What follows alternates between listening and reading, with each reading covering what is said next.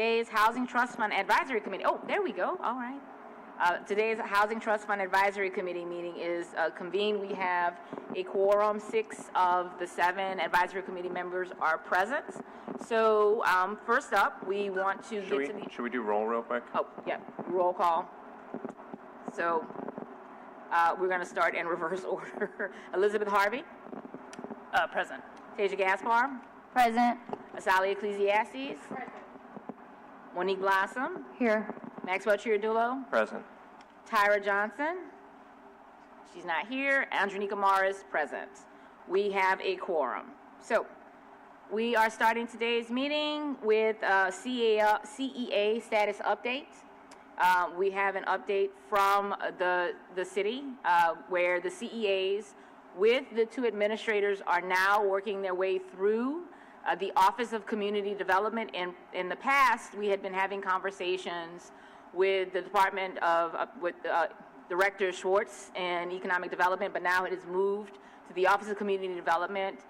Director Tyra Johnson is not here with us today, but she did send an update that we wanted to share with everybody, and that the CEA is with the Law Department for routing.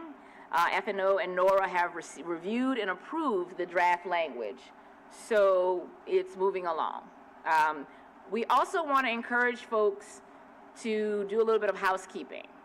So we have this agenda set up where we can get comments at every point on every agenda item. As a reminder, we don't have staff. We do have folks who are volunteering and helping out. But if you want to comment on any item, please feel free to fill out a card and go to the corner, and someone will meet you at either corner to get that card. So does anyone have any comments that they want to make on the CEA status update or questions from the audience?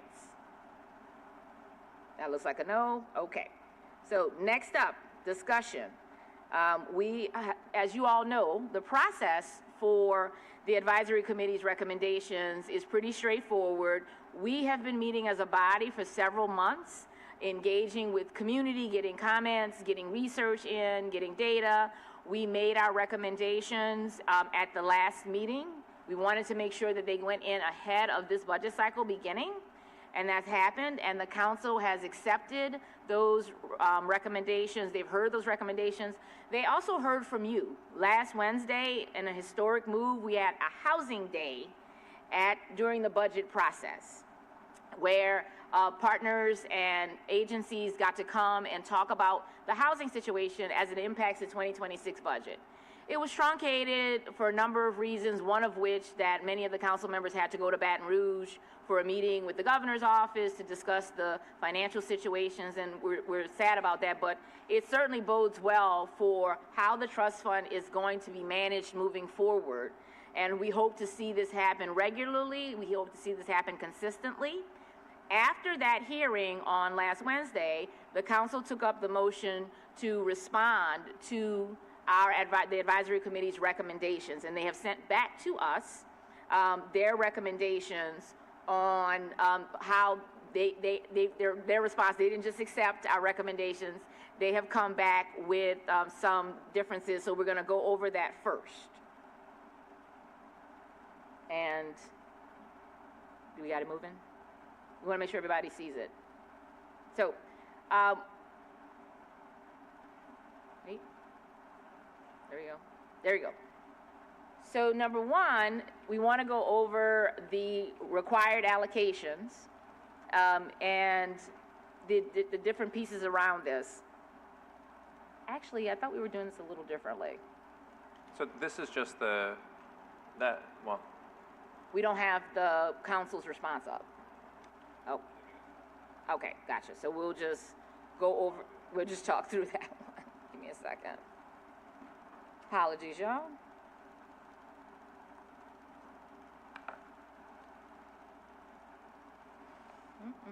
Just pull up the ordinance. Actually, could you pull up the ordinance on that computer, actually, if we can get it up there so people can see it too? Because the council approved it last week, so it's on their website.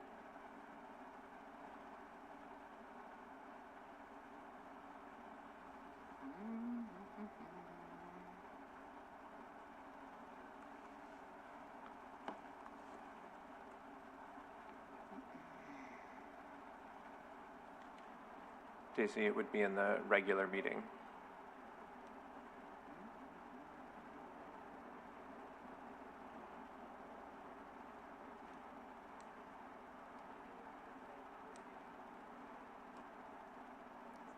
Sounds right. 50-something, yeah.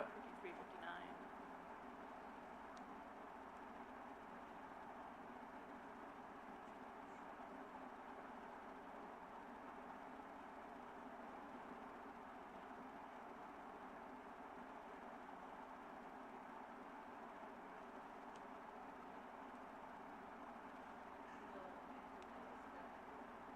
Thirty-one.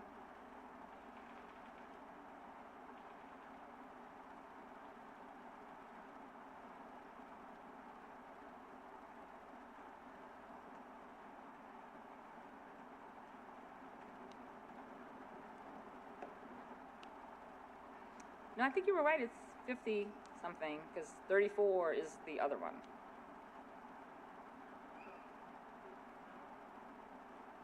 It's not necessarily 59. Oh, yeah. Yes, it's 59.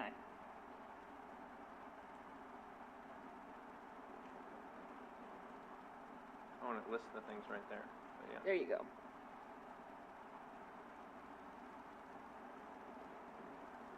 All right. You scroll down a little bit, the amendment should be on the second, top of the top second of the second page, yeah. There they are. And Daisy, you might want to zoom in a little bit. Thank you. There we go. All right. So what we heard from the council was amendments to, these are the 4 recommendations or the amendments that they made. Reducing the funding proposal for small multifamily construction from 6.3 million to 2.3 million, increasing the funding proposal for owner-occupied roof rehabs, which is the fortified roof program, from 2 million to 4 million, and increasing the funding proposal for small rental rehab from 1.8 million to 3.8 million. So that would be more traditional not owner-occupied, but small mom-and-pop landlords getting assistance. And amending the scope to allow the fortified roof program to allow forgivable loans to go in along with the fortified roof piece to address any other significant issues inside of the property. So this is what the council came back with after they got the advisory committee's recommendations. So we want to make sure everybody sees that. And I want to see if there's any comments, yeah. I think I don't know why, but I don't think this is actually the final motion. I know they introduced a substitute that day, and I don't think that made it on the agenda, because the one change is that the amendment to the owner-occupied roof rehab, it does say that they want to allow for developer or for the contractor to do additional work, but it's additional work that is related to putting a roof on up to 25K. We had initially said 20K. It amends it so it's up to 25 as long as the work is related to necessary to put a fortified roof on. So I just wanted to put that on there because it's not on the screen. It's not the dollar amount, but they do have the language about it becoming a forgivable loan for those pieces. Okay, so does anyone have any questions, comments that they want to make on this part? Because we did want to make sure that the public understood what the council's response was to our original recommendations. I see somebody raising their hand.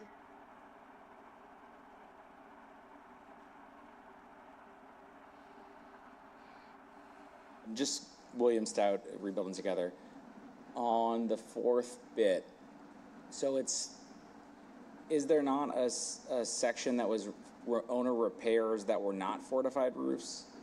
Wasn't there some sort of a call out? There was going to be a fortified roof program, but then there was also like an OOR home repair program. Is that the same bucket or is that a different bucket? Am I misunderstanding? Because what's the purpose of adding repairs to the fortified roof program? Is it to meet the eligibility requirements of a fortified roof? Correct. Structural. The structural issues that pop up. For example, if there's termite Foundation. damage. You know this very well. Yes. We know you know this very well. And could you explain that, William, to the audience about what's happening, what's necessary when a fortified roof goes in, and if you find other issues that make it impossible for you to put a fortified roof on that home, and you must address those in addition to putting the fortified roof in. Right. So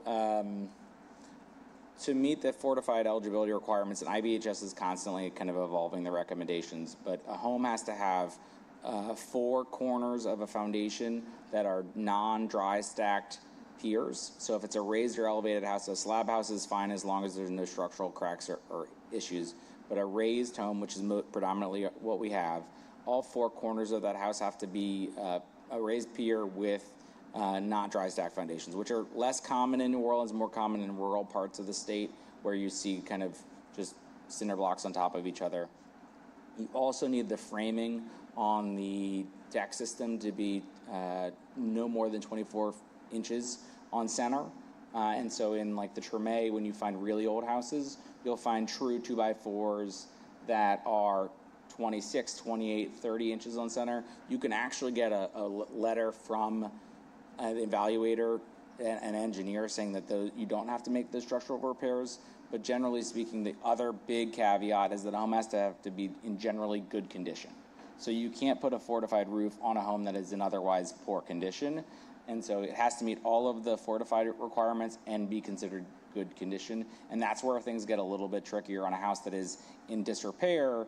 No amount of money will, to the exterior building envelope could kind of meet those criteria. So generally speaking, a fortified roof is like 16.4, including some of those deck replacements, member issues, foundation issues.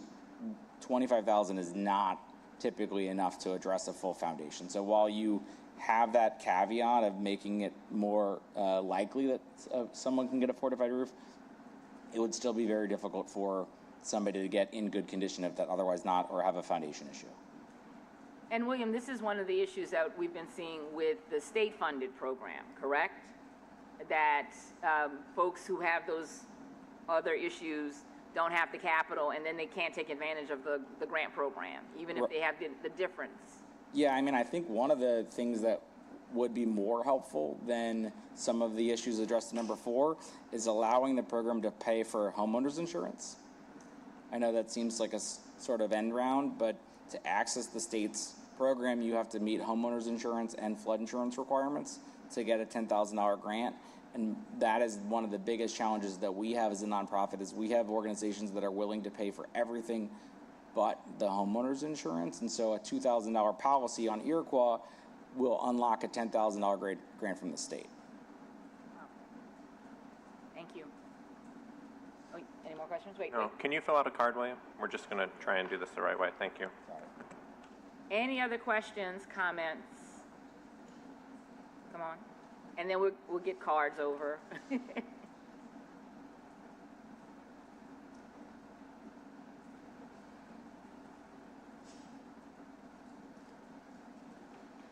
I'm Lou Ann White. Louvis Services, we develop tiny houses for people who are homeless. Just want to speak to the deep cut for the small developments. Small multifamily construction subsidy? Yeah, I just think that, why go through the whole process of setting up the zoning to do this and then not putting the money in the pot seems kind of ludicrous to me. Just want to say that. Thank you. Can you fill out a card? Yes. Luann, thank you.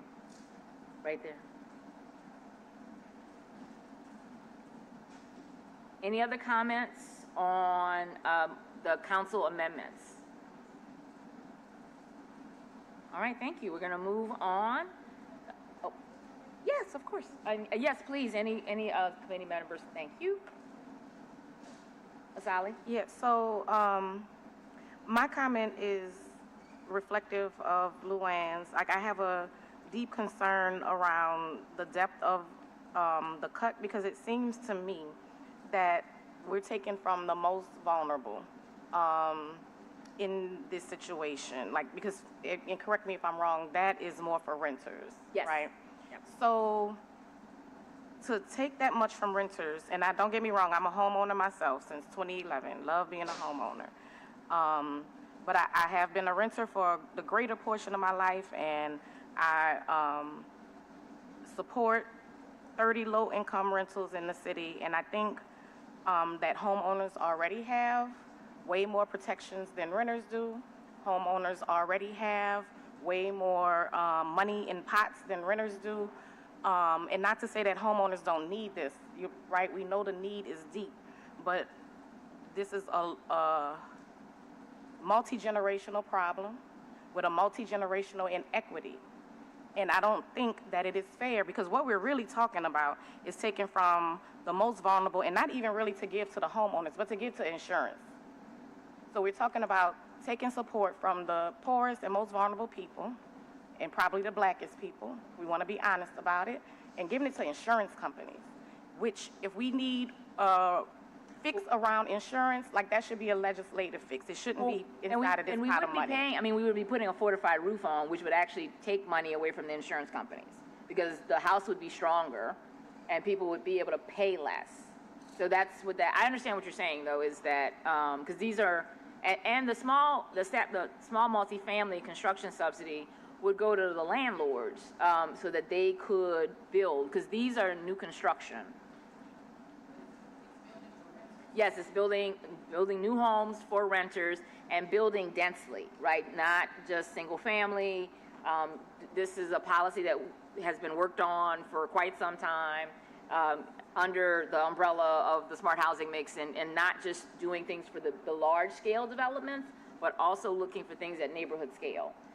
One of the things that we heard though was that this has been a part of the budget campaign that we've been talking about, is our Office of Inclusionary Zoning is not adequately funded, and there was worry from the council and the administration about what this would do with.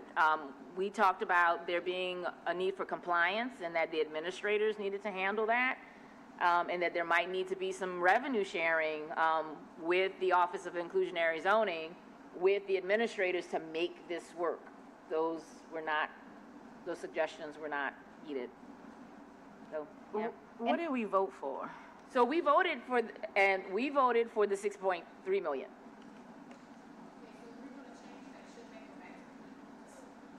Well, we're going to talk about that today, because this is their response. We get to vote today on how we're going to respond to them. And I want to add, Asali, that in the it's not up now. Can you put the Housing Trust Fund PowerPoint back up? We're not there yet, but it says rental supply expansion allocations, and in what we've just discussed, Ms. White, we voted on prior 50 to 100 units for the small family. What we're getting from what they've given us is 26 to 53. So that's what we're gonna come. We gotta come back to that when the slide comes up. But yeah, that's what we're talking about for the audience as well. We about to see it up there too.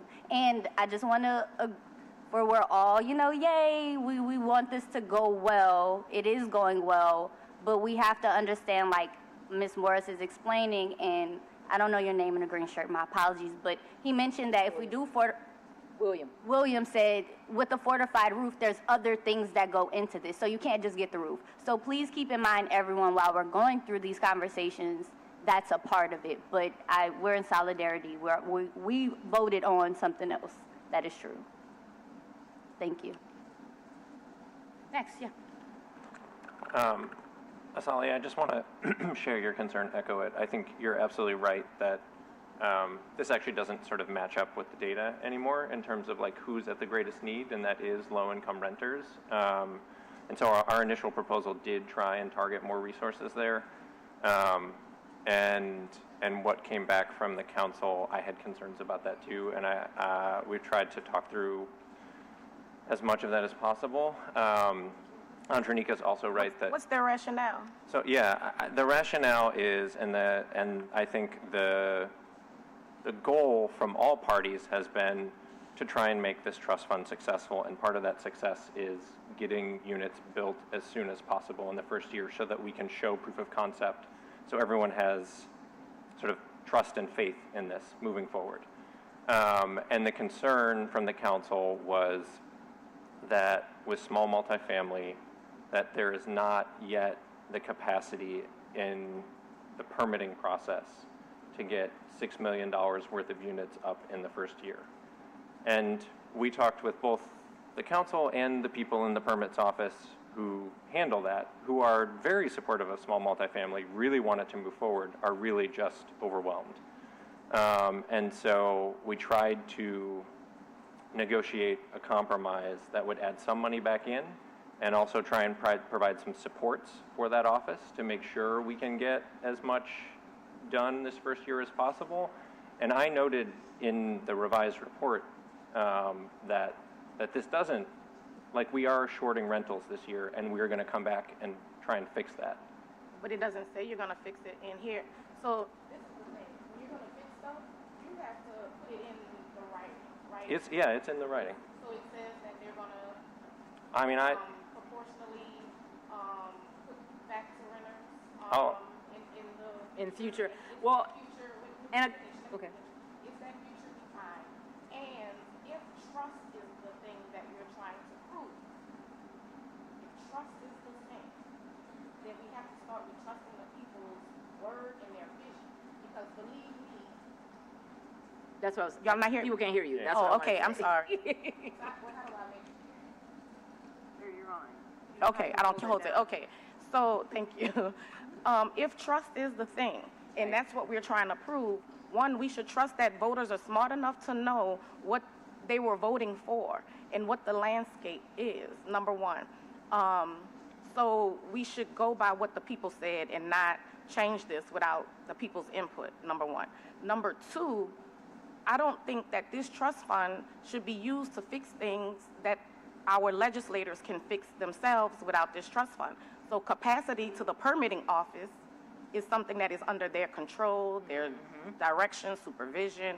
Why are we taking from renters for Right. them to do that? So that's, I mean, disagree.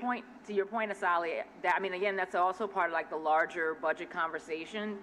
Because one of the things that we envisioned with this advisory committee and with the process, that's why we were so excited about on the budget day, was that we wanted to be able to hear from all of those offices. That also did not happen. We needed to hear from those offices what their limits and their constrictions were and what the council, who has the power of the purse, are intending to do about that. We know about the financial crisis. What we have heard is, that everybody's going to be receiving cuts, and, that some of these offices that don't have a lot to begin with aren't going to expect to receive additional investments. I think that also needs to be a part of our response to the council, because if we would recommend that, and there could be a compromise, what we've got is a draft of a compromise, that we don't put as much in, and we're going to talk through that, and we're going to hear from community about this. If, regardless, the hope from the council is what I heard articulated was, and from the permitting office, was that they want to work on this next year and get it moving.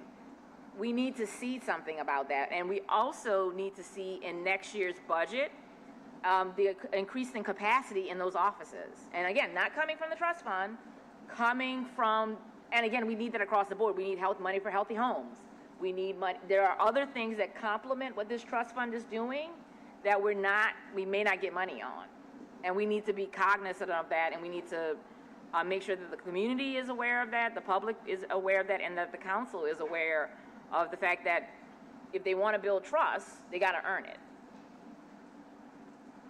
Right, and it starts with not betraying the poorest of Right. folks, right? I mean, and I don't want to say the word betray, right? Because that's a heavy word.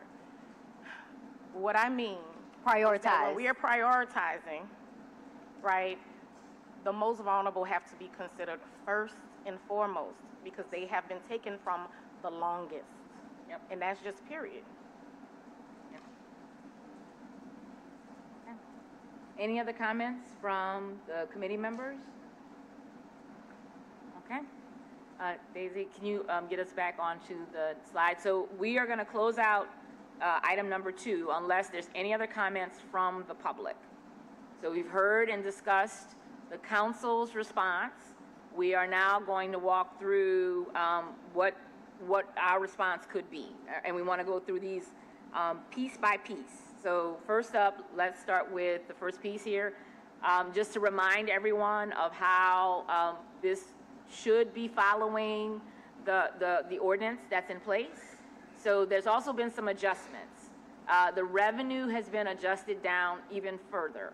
Not overwhelmingly and significantly, about $100,000, $107,000 difference, which is something, but not mind-blowing. The trust fund total is estimated to be about $14.5 million. First off, the rainy day fund, so almost $750,000 would go to the rainy day fund. That's the emergency fund, so if something happens, we would have money on the side, and we want to make sure that that money can build up over time.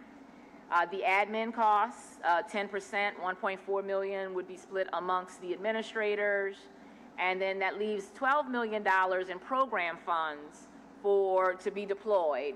And what's required is 15% towards homeowners, 15% towards rental supplies expansion, and 15% sent to rental preservation. And then the rest is discretionary. You can move across any of those three buckets. Next slide. What we're looking at now is what's required, and this is, so it would shift to 50% being for homeowners, 27% going to expand rental supply, and 23% looking to preserve existing rental opportunities. Next slide. This is the breakdown for the homeowners piece, and wait, we want to stop there for a minute, because the way we have this agenda set up is we want to give you all the opportunity to talk through these. So what I'm going to do is go through it, and then we're going to go back, right? Just so everybody can see it and see what it is, so you can get your thoughts in order. So home ownership allocations, what we're talking about is, and to Tasia's point, how many units we are expected to produce with this investment, right? So we're talking about construction subsidies to help build first-time home ownership opportunities, owner-occupied roof rehab, 122 of those units, flexible fortified roof rehab, 40 of those coming online, and I didn't mention that we would be talking about creating 21 first-time home ownership opportunities. And I'm going to go through these quickly. This is going to be administered by Nora. We're going to come back and go over these in detail and allow you guys to comment on them. Next slide, Daisy, thank you. Yep.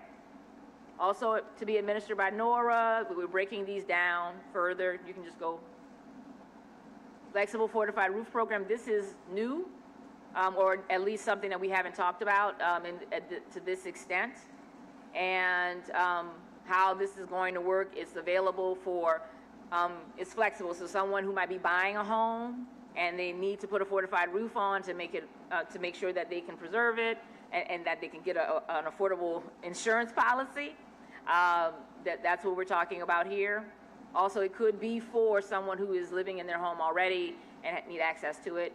Rental supply expansion allocations, this is the small multifamily program going down from 6.3 to 3.3. We would, instead of 50 to 100, it'd be 28 to 53. This will be administered by Finance New Orleans. There's some changes in some of the program guidelines. And this is also part of the issue with that the administration is worried about, because there are some additional steps that need to be taken in order to make this work. And we're going to talk about that in a little detail when we get back to this specifically. Oh, yeah.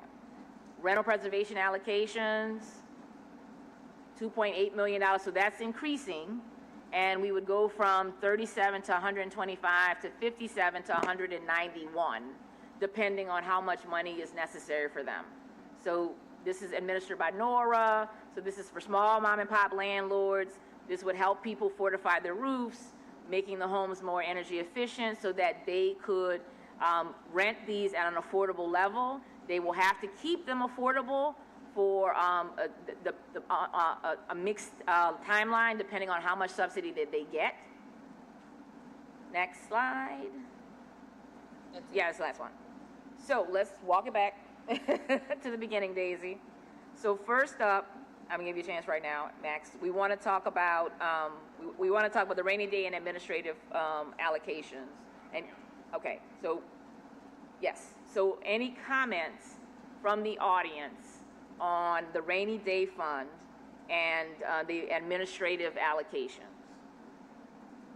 And Asali, one thing that we were talking about was if there was a need for the offices inside of City Hall to get funding, it would come from the admin fund.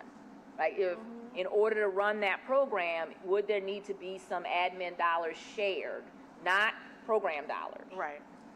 But Well, and that's what I was presume it was for, and it seems like that should be the capacity that's needed. But again, the budget crisis, the way that it's being managed is they're looking to make serious changes to City Hall. And I guess with the new administration coming in, they're waiting to hear on that and not wanting to make any big changes ahead of that.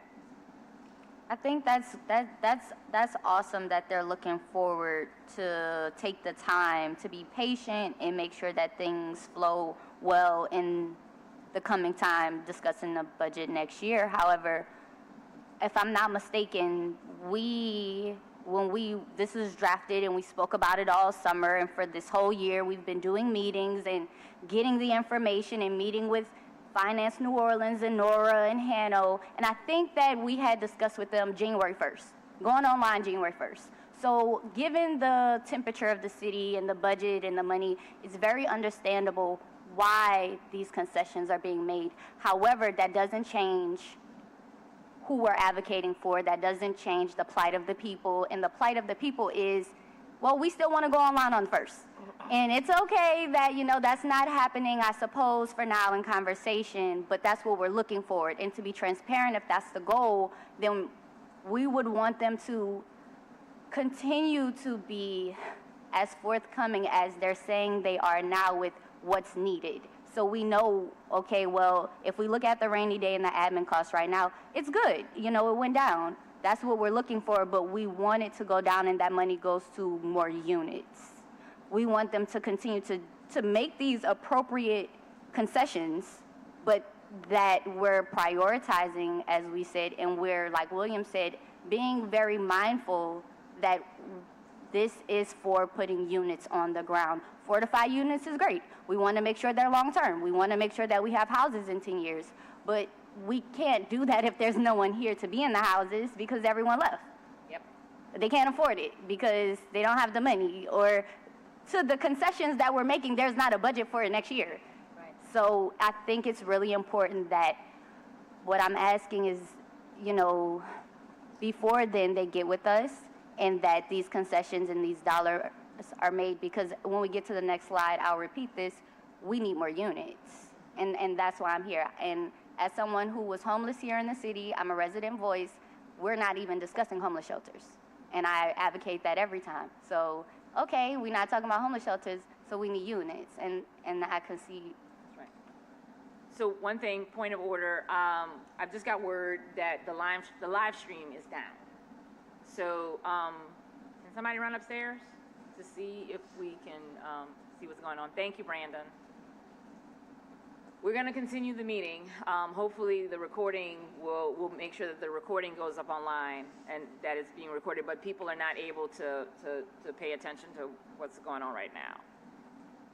Okay, so just wanted to let y'all know that. We're going to keep moving though. Your stream. I'm streaming if that helps. Just saying. Send me your IG so I can send it to this person. Okay. Any other comments from the audience? I don't think we've actually heard any comments from the audience on the rainy day and admin costs. Nope. Everybody's good? Any other advisory committee members? Anybody else want to add anything? Nope. Okay. Daisy, thank you. All right, top line allocations. We are going to move to, we talked about rainy day. Let's talk about the homeownership money. All right, homeownership allocations. We've gone over this. Talked about it. We'd like to invite any comments to come up. Anybody who has any comments to come up?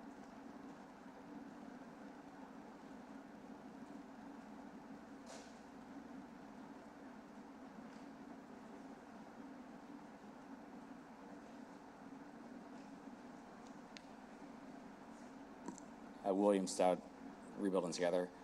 Okay, so the first box is just general health and safety repairs for homeowners, averaging up to $100,000. It says subsidy, so is it a grant or is it a forgivable loan?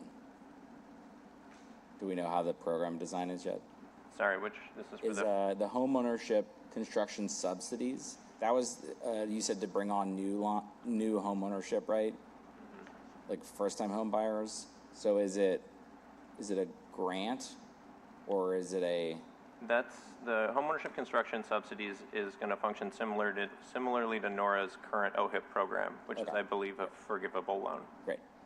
Okay, and then the difference between the owner-occupied rehab program and the flexible fortified fund is that the owner-occupied roof rehab program doesn't address any of the structural issues. Is that the distinction? Owner-occupied roof rehab program goes up to $25K. So like you said, roughly $17K for a fortified roof. You're Yeah. going to have an additional $8K potentially for any small issues that might be necessary to put a fortified roof on. But generally speaking, that's for units that are in good shape and need a new fortified roof. And then the flexible fund was the one that's the new carve out for addressing harder to get online units. Well, so no, the subsidy is still the subsidy or loan amount is still the same. The difference is that the flexibility allows it to be used for someone who's a first-time home buyer who's purchasing a home that needs a new roof, or for someone who owns their home and needs a new roof. Right. Like the landlords and stuff. No, this would be for homeowners, so it would be Okay. for different kinds of, so someone who's buying their home for Okay. they're a first-time homeowner. So typically, the owner-occupied roof rehab program would function like an owner-occupied roof program, Okay. similar to the ones that the city administers, where they tend to target the specific populations, lower income folks. Sure. But this would be allowed for, it could go for that, but it also could be a program that pairs with a green mortgage program, for example, and allow them to also fix up their home, and as a way of facilitating the purchase. Okay. That one's going to be really hard to deliver. Yes. And again, administrators are going to have to figure this out. Yeah. That one is going to be really, because think about it from a soft second perspective and all the logistics involved. If you're adding a roof to close, that's going to be incredibly complicated, and I'd bet the under on that units. And the way the green mortgage program typically works is that they let them buy first, right? And then they come back and they talk about what can be done. Because you can make some concessions with the initial insurance policy to give them some breathing room, and then hopefully you get the fortified roof in, Right, and get then the they discount, can, harvest. and then they get Yeah. the discount afterwards, right? Okay. But yes, it does, to your point, it will require coordination and orchestration. Yeah. So my only comment is that sometimes the homeowner also has a rental unit. A lot of our homes are doubles. So this program is a way of bringing online rental units or affordable rental units and bringing their insurance costs down, because the roof affects the whole building envelope. Just from an anecdotal perspective, we're seeing pretty significant savings from our homeowners. $800 on average is the savings amount, and the state is actually moving to make a mandatory 20% discount as part of the state's program. We'll see what that means. I don't know if it's going to be 20%. Well, that was what Tim said on Monday. And then just from a context perspective, the homeowners that we serve, their average AMI is 40%. So it's extremely low income, roughly $25,000 for the household's income. And that's just the data from this year for the fortified roofs that we've delivered. So these programs are benefiting the extremely low income households. Thank you for that. Thank you. Oh, and will we need you to fill in another card for the agenda item? Yes, sorry. You can fill in your card after or before. Good afternoon, Nicole Barnes with Jericho Road Episcopal Housing Initiative. I guess my question is around the home ownership construction subsidies. Talking about the structure that things have, I don't know, I'm not sure exactly how, we're advising on that right now, but one of the things that I want to talk about is that the fact that the city of New Orleans hasn't had, outside of NORA, the NORA OHIP program, they have not had a developer homeownership subsidy NOFA since 2016. So it's something that we've been really needing. The cost for construction is, I don't even know what the word is for it, absurd, astronomical, all of those things, particularly post-COVID, particularly what's happening with the tariffs. So it is costing us as developers easily around a total development cost of around $250,000. And I would say that's minimally to build a house that is fortified so that we can ensure that the first-time home buyers who are purchasing are getting a unit that they can insure and can afford. So we've talked about this before, about the need for the structure of the program to reflect that, to reflect the need of the developers to be able to build this quality home for our first-time home buyers. I guess my question is there still opportunity for us to shape that? I'm not sure what's happening with the structure in terms of advising this anymore. Yeah, so, and that's a good question, because that's the question that we got. This is why we've been pushing folks so hard to come today or to send comments. Today is the last day for us to take any action, and that's why we wanted this structured this way so people who were here could provide as much comment as possible. If you are interested and you're listening online and you want to email us, the comments are up that we can take those comments in and hear what people have to say. But unless you're here in person or you sent in comments, this is it for our opportunity that may have any impact on this. So, and let me give you the math, because I want to be really clear about this. I always talk about this in ways that I think everybody knows what I'm talking about, because this is what I do every day. But, so we're talking about a $250,000 cost, minimally. Typically, right now, given where we are with interest rates and insurance, a person at 80% of AMI can typically qualify for a first mortgage of about $150,000. That leaves that $100,000 delta that needs to be filled. What I'm saying is that for that entire amount needs to stay in the construction of that property, in the development of that property. There's been, the way the OHIP program is currently structured, there's some return of that investment back to the redevelopment authority. I'm saying right now we don't even have that. We don't have that latitude, and I just want to emphasize that, because anyone who is building new construction houses, who are building for affordable families to make sure that we can make it work from a financial standpoint, and who are also building resilient houses to make sure that it can work from a financial standpoint, that $100,000 really needs to stay in the deal, because we don't. There's not even. There's no lanyard, there's no extra, there's no cushion. I mean, this is what it's costing to make it work.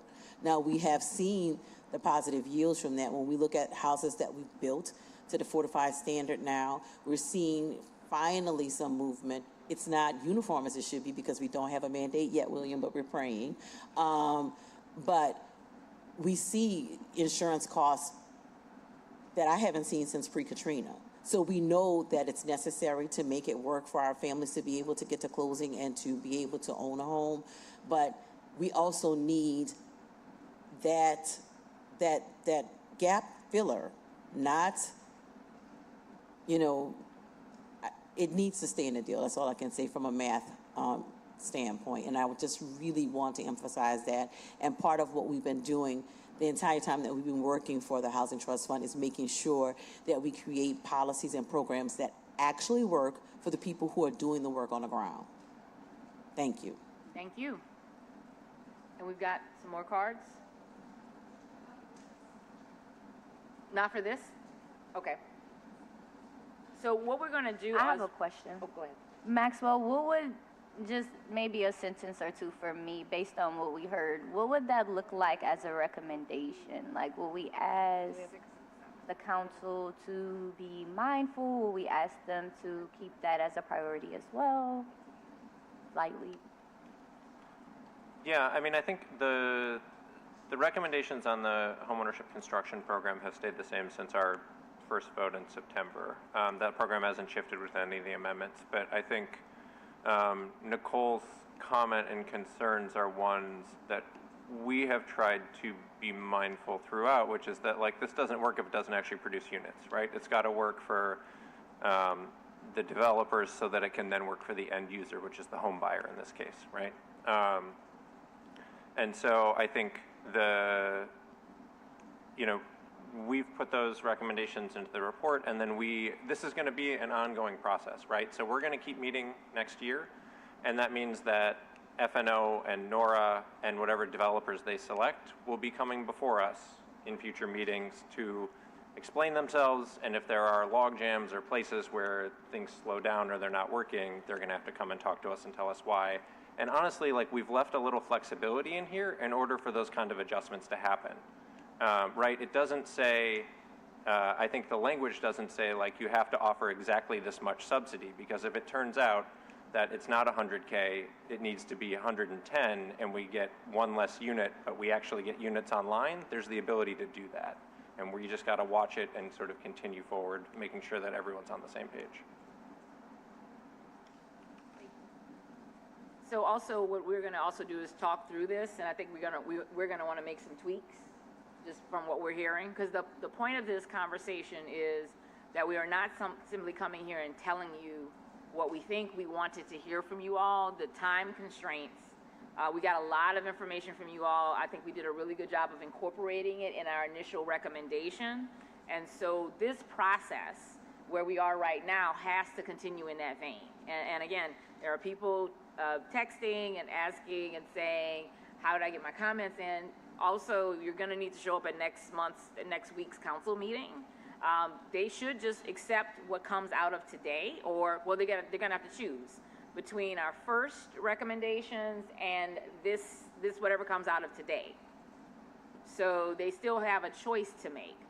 And so you're going to want to make sure that your voices are heard, and we also want to encourage you all to come up and speak, email, and let us know where you want to see changes inside of this.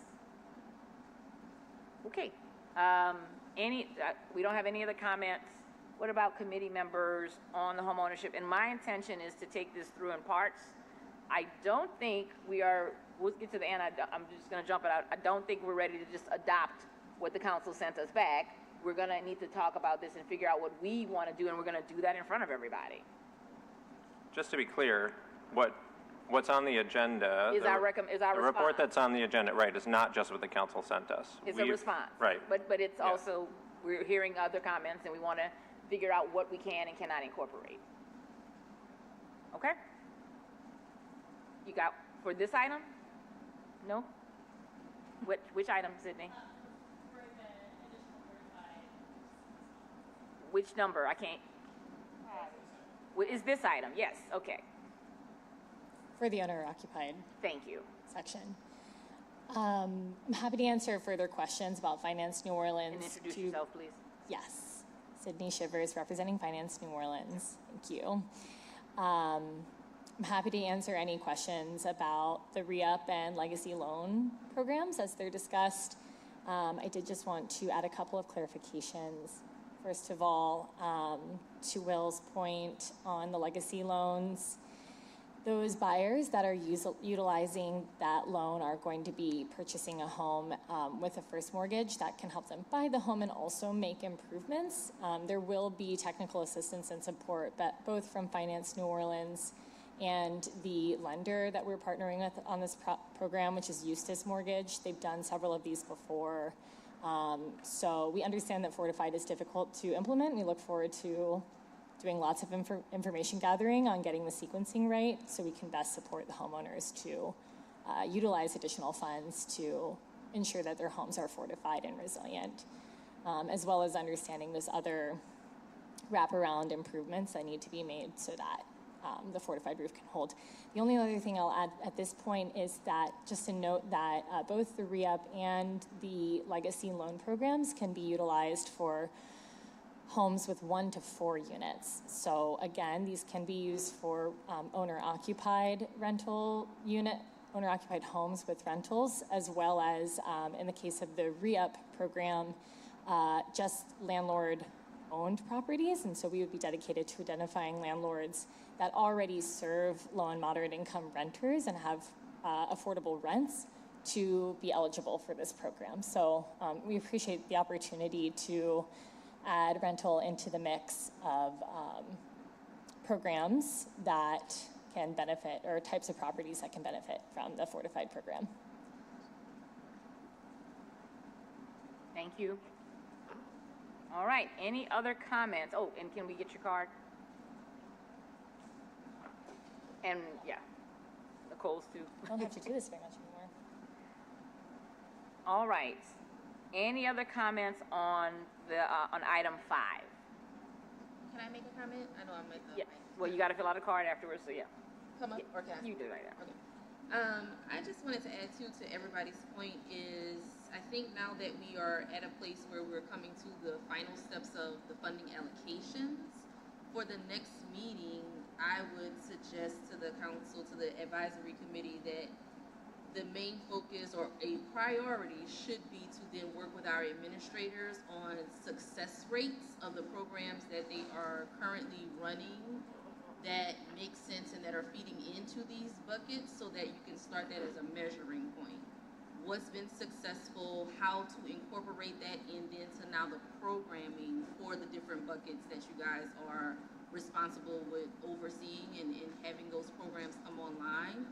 Because the funding is one thing, but the actual implementation through the program, to you guys' point, to Andronica's point, that's a whole nother thing. So starting with the success rates, incorporating what's working in those outlines, in those criterias, that should be a guiding point in moving forward with implementing the programs from the Housing Trust Fund.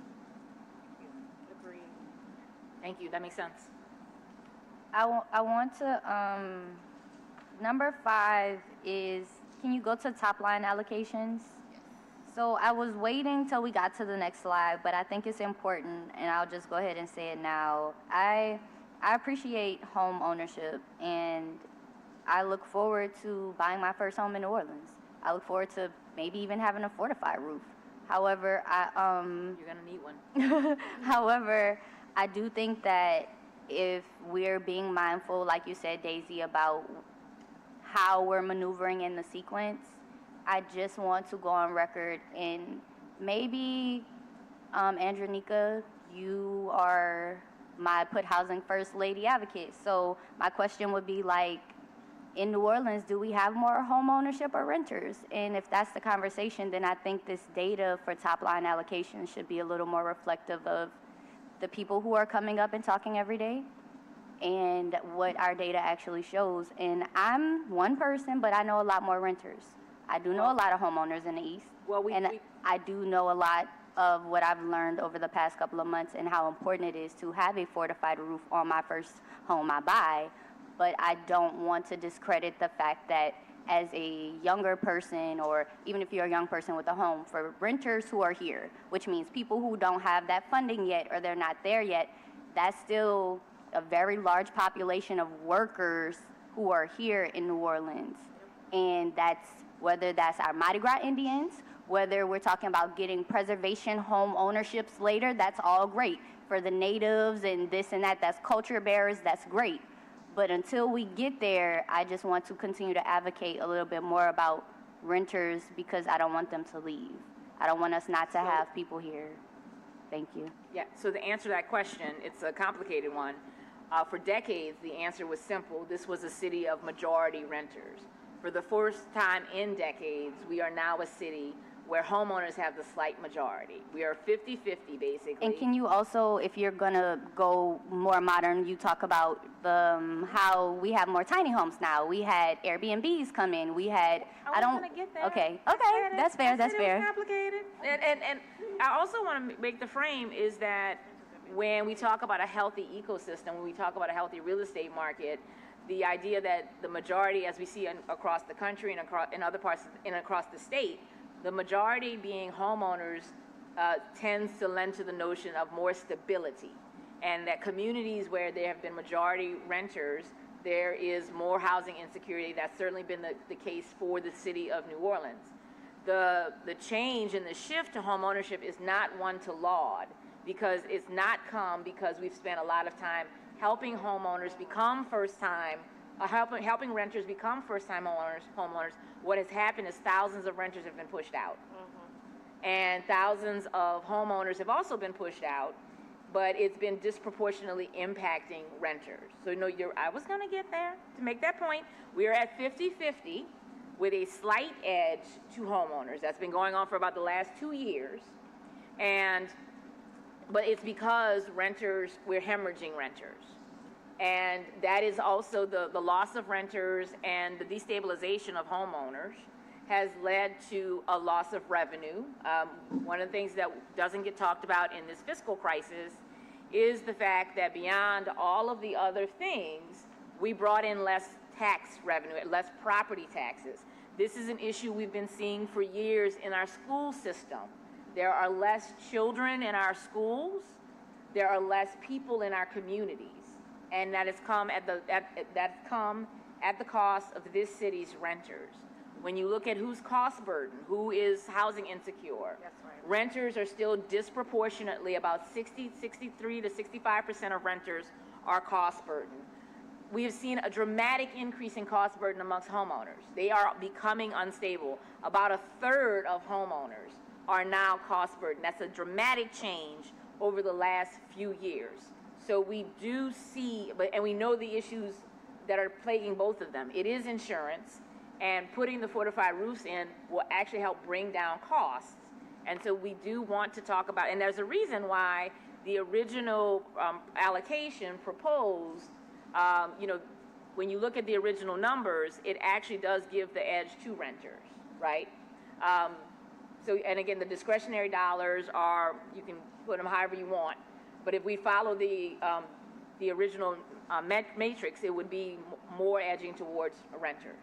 So we can talk about that. So that is a good point. We're going to talk about that, and we're going to talk about any changes we want to make. Thank you. And I genuinely appreciate you highlighting this, because if we understand that the city is going through a deficit in the budget, then so are we. So if your residents have $24,000 last year and now they're looking at about 15, and they're renters, then they're not even looking at homes to buy right now. And I'll just be brief and walk myself through this. If any given day, how we had it stipulated prior, and I advocate for how we had it before because it was a little more balanced in my opinion, versus now, I just imagine when I came home in 2019, I was at one point homeless, and then I've been a renter for the last 6 years, and I'm a student. So when I think about my person who works at Chick-fil-A, when I'm going to get breakfast, or the person who works at McDonald's, or the person I see when I go to the park walking down the street, I don't live in a neighborhood that has a lot of homeowners because I live in an apartment. However, if I go about 3-5 miles down the street, I do see that, and I understand they work at doctors' offices and they're lawyers, and I just want to continue, and you said it perfectly, there's this mixed ecosystem here, and I want to advocate that we continue to, I think like Daisy said, look at this sequence, and we advocate for it that way so people don't leave, because I'm still here too. Thank you. Thank you. All right, so we're going to talk this through. Last call for item number 5. Okay, number 6. We're moving on to a comment to talk about the rental supply expansion programs. Thank you, Daisy. All right, I have 2 comments here that got put in advance. Alton Willis.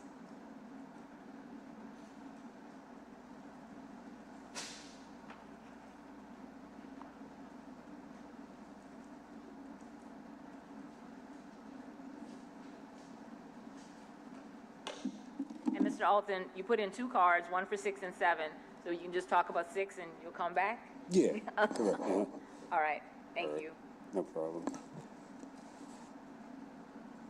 Hello, Advisory Committee. I'm Alton Willis of UDO Properties.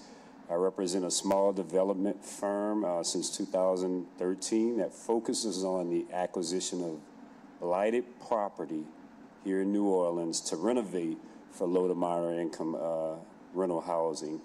This company has assets of 13 units within 5 properties, and a majority of the tenants are clients of various housing agencies that I have garnered and maintain a relationship. Some of those agencies include the New Orleans Women's and Children's Shelter, Stark Corporation, Housing Authority of New Orleans, Operation Restoration, the New Orleans Family Justice Center, the VA, and of course, Unity Housing.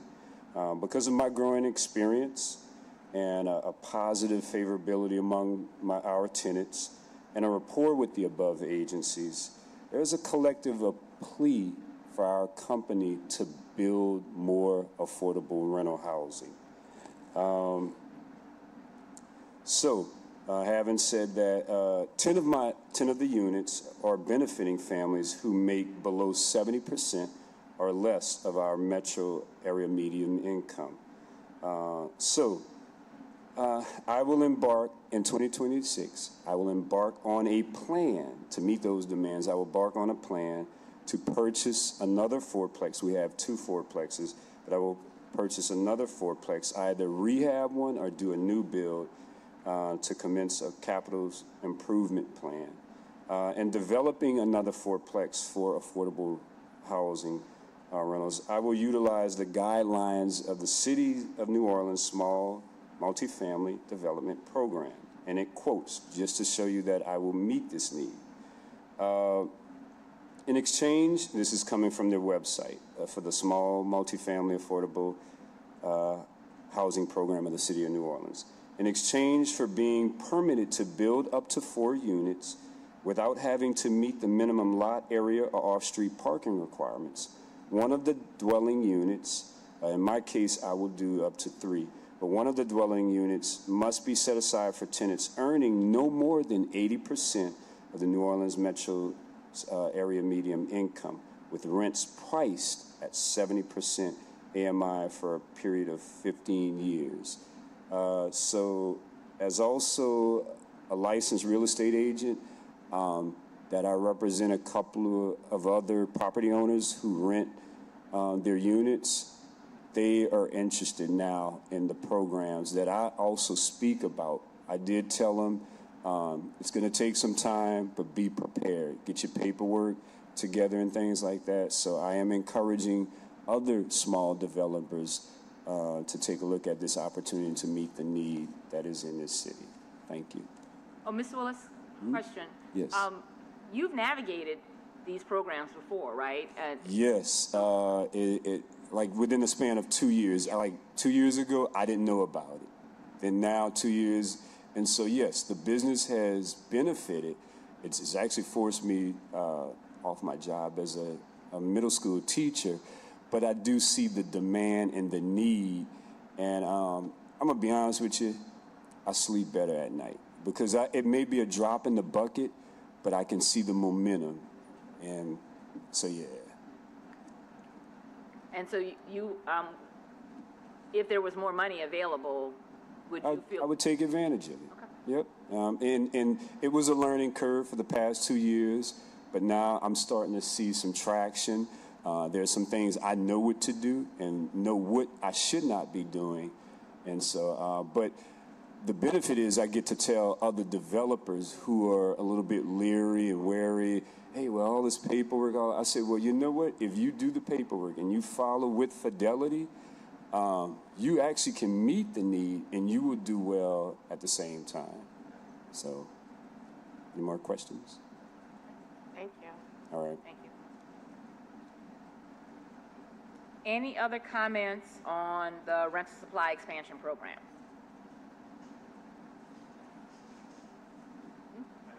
Oh, yeah. Go ahead. Okay, so I just want to clarify some things. So the $6 million that's struck out there is what we initially proposed, right? We said we want, and that was all of the rental supply money that we had allocated first time around. We said we want to put the full $6 million towards this program. We think it's really important. We think rental is really important, right, for all the reasons that Tasia and Asali and other folks have talked about. And what we got back from the council member was that it was going to be, they were going to pull $4 million out. It was going to be struck down to 2.3. So what you see now is an additional $1 million added back in by us. And I just want to explain a little bit more here too. Everyone who everyone who asked to reduce that money down to $2 million are huge supporters of the small multifamily affordable program. They worked to make it possible. They worked to make the zoning change. In many cases, and some of them work every day to help developers move through that process. They want it to work desperately, as do I. So no one said we're cutting money from this because we don't like it or because we don't think renters need it. The reason that they cut the money from it was because they are worried that if we allocate more money to it and that those units don't get out the door because of issues at safety and permits or other issues that we're trying to take care of, that in future years, people will have less confidence in the program and less money, it will receive less money. That we want to show success first year. So I just want to be really clear that that is the thinking around this. There are no opponents of this program that I know of, right? Only proponents who want to see it work. And so that is where the cut comes from. And in negotiating that additional $1 million back into the program, we tried to work very closely with the folks in safety and permits who are going to be shepherding this through, and with the finance authority who is going to be administering the money to put as many supports in place to get as many units through as possible in this first year and to set us up for success in future years. So I just say all that because I put a lot of work into prioritizing this program. I put a lot of work in to try and get a little more money back in, but I am trying to do it with the long-term success of the program in mind. And so that's just where that's coming from. I know it's not satisfying. I know we need more money for this, and I know that this process is not satisfying, and we need more time to talk through this stuff. But on a tight timeline and with the constraints that we have, I just want to share that sort of like, that's where this is coming from on my end. So I appreciate y'all. I'd like to respond to that. I appreciate that context, excuse me, very much, and I'm sure listeners do as well.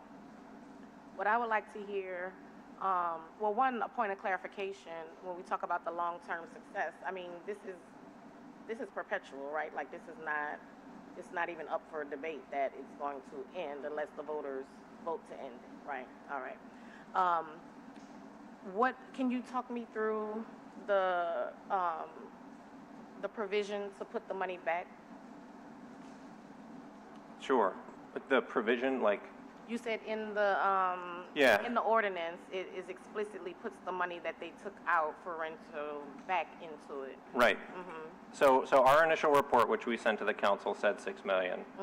If the council were to have adopted that, that would have been the budget, and it would be $6 million. But the council made this amendment. They pulled $4 million out, and they sent that it was an emotion, and then they sent it back to us.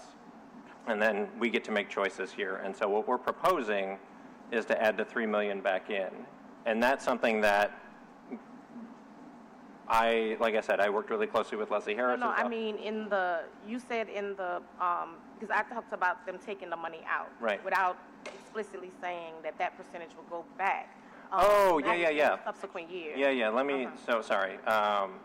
So what's written into our report, what I wrote into our report, because like I said, this is really important to me, is... But is it written into the ordinance? Well, there is no, so there's not, the report is sort of like the vehicle that this moves forward with. I believe it shows up on the council agenda as a motion, but that's essentially the legislation. And so written into our revised ordinance, we acknowledge that the 50-50 split between rental and homeownership opportunities is misaligned with the data, showing that 61% of severely cost-burdened households in New Orleans are renters, and there are twice as many renter households below the poverty line than homeowner households below the poverty line. We make this proposal to prioritize programs that will bring units online quickly, but commit to ensure that future allocations make up for this discrepancy with regard to rental housing. So it's saying we're committing that future allocations will change that. For me, that's not enough. Like, that's nebulous, we're gonna try, that's good faith efforts that we see over and over again get clawed back, ignored. Like, so if I were to agree to a 1 year change, it would have to explicitly say that it is a one-year change, and in following years, we're gonna make up for that explicitly in this way, you know, for subsequent years, right? Sure. And That that's language not should be possible. stronger. But that's not possible. They can't, Well, I we can't- think- we can't make budget commitments over. Yeah, years. that's true. We can't make budget, but think- we can and- send stronger language and stronger recommendations. And I think we can- another recommendation, and I thought about this when you mentioned it earlier, like in group, we all were talking. If I want 100, and I understand we can't get 100 because we're at 50, so we're compromising. What if, per se, you say 26 to 53, right? But we say 75. So if we don't get the 75 and you make us sit at 26.53, does that mean next year we can add another 50? Because I'm missing the 50. So basically where we are in this being specific in wording is that it never lacks. It never kind of disappears. So we understand we can't roll over based on how it works. Yeah, they can't say next year. But what we can ask, and we'll ask Maxwell, will be in his ear to help word this correctly, what does that look like in it rolling over is the wrong term, but for next year, can we add more to it next year without depleting or taking away from, if the sequence works and you were able to get 4 units, Mr. Alton, then I would add that to our 4 if we worked in partnership. So we're not losing 4, we've actually added 4, which maybe next year could be 8. Does that make sense, what I'm asking? So, yeah, I think, but there's 2 different things going on here. We have to make a decision about our recommendations for how this money is spent. We can also, after making that recommendation, and as a part of making that recommendation, talk about our hopes and our wishes, and but those are they can complement. Okay, so could each it other, look but- like this? If we agree to do 26 to 53, no hassle, we were going to go next year, could we do an additional 25? They're saying they can't commit to it. Right, yeah, there's. But would that not be in our wording that we are doesn't- proposing that's for not- next you year? can't- nope. And I don't mean that they're I mean, saying, it's other than it just being written down, there's no, but that's all I'm asking is that it's proposed, that we have it in writing. I'm not saying that they and the commit next and advisory agree. committee can make a different decision. Yeah. And the council can also make a different decision. And just that we had it in writing somewhere, maybe. Oh, it's already in writing. Okay. Yeah, and I mean, it's already in writing, There. and so, again, it's also, I want to be really clear about making decisions. You can make a choice. You're making a choice. And that's the hard conversation here, is making a choice and standing on it and explaining it. The choice, the dollars get appropriated and allocated, and then, yeah, we get to come back next year and have the conversation with this community all over again. And in addition to what we did not do, what we were hoping to see happen, we get to live with the consequences of the choices that we made. So again, if there's a, And some people bear those consequences more than others. Usually the people who are not making the decisions. I want to close what I was asking in my conversation by saying that I do look forward to more than 20 units, because we could all agree on that, right? And thank you, Mr. Alton, as well.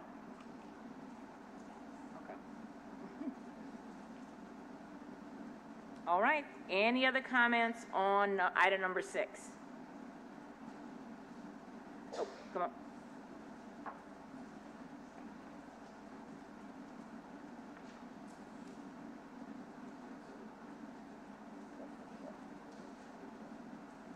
Okay, I have to do another card. But it's really a question for Maxwell. So your explanation about the cut was it's based on the ability for the staff to make sure the money is spent the way. So is there some sort of formula? I don't know, in terms of how they decided to cut like 3/4 of it. Is there somewhere that says, based on the staff that are available now, this is what can be done? Was there something like that? Yeah, that's a really good question.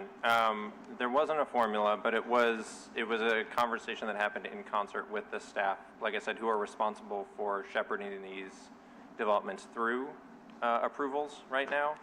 And it's based on sort of their capacity and their estimates of what they think is possible and what can get done. So there was no conversation about adding additional staff to get closer to the amount as opposed to cutting like 3/4 of the money? Yeah, I mean, there was. The problem is that, I mean, there certainly was, and I can tell you, again, that I showed up at the city budget day and specifically said, we need more staff in safety and permits to make sure that these programs can, these types of developments can make it through. And the response was? Silence, because ultimately that's the council's decision. And we know what they're dealing with, or maybe some of us don't, but we know it's a budget crisis, and I don't know how they're making those decisions, but I am advocating for that. And so part of the way that Number of people, yeah, a lot of yeah, people. a lot of people are advocating. Thank you. Yes, a lot of people are advocating for that. And part of the way that we got the additional money added back in was that FNO, Finance New Orleans, who was administering the Housing Trust Fund money, committed that they would help provide some technical assistance to the developers to help them get through that process and assist the people at Safety and Permits who deal with this as much as possible. So we're sort of end-arounding as best we can with what we have control over, which is the Housing Trust Fund budget. We don't have control over Safety and Permits budget. Does that make sense? Yes. Okay.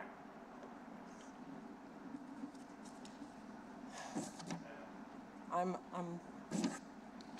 Can we get a card from you too? Another card from you, Luann? Thank you. And I also, the point is that we can still make a different decision. We can talk about pushing this a little bit more. We could also talk about the dollars going into traditional rental programs, because there's another bucket. And we can talk, I mean, we do have the power to make those decisions. If the discomfort is what seems to be an appropriation that's out of whack, because especially when we look at the numbers, fortified roofs, which are the biggest and best thing that we can do for homeowners who are struggling right now, particularly some of the changes that have been made to the fortified roof program and this appropriation that would also allow for some extra dollars to help with other issues. There's going to be a big bang for your buck there. There's going to be over 100 units coming. Can we go back to that, Daisy? Can we show the numbers? So we're talking about, the unit count. So we're talking about right now going up from 103 to 122. And again, part of that is what can we, more than that, I'm sorry, we're going from 103 to 162. And comparatively, on the other side, go to the rental pieces, Daisy. Wait, I want to see the unit count. So we're talking about 57 to 191, preservation, going up with that, and going down to 26 to 53. So if there is a desire to kind of rebalance it, we can think about it from those numbers.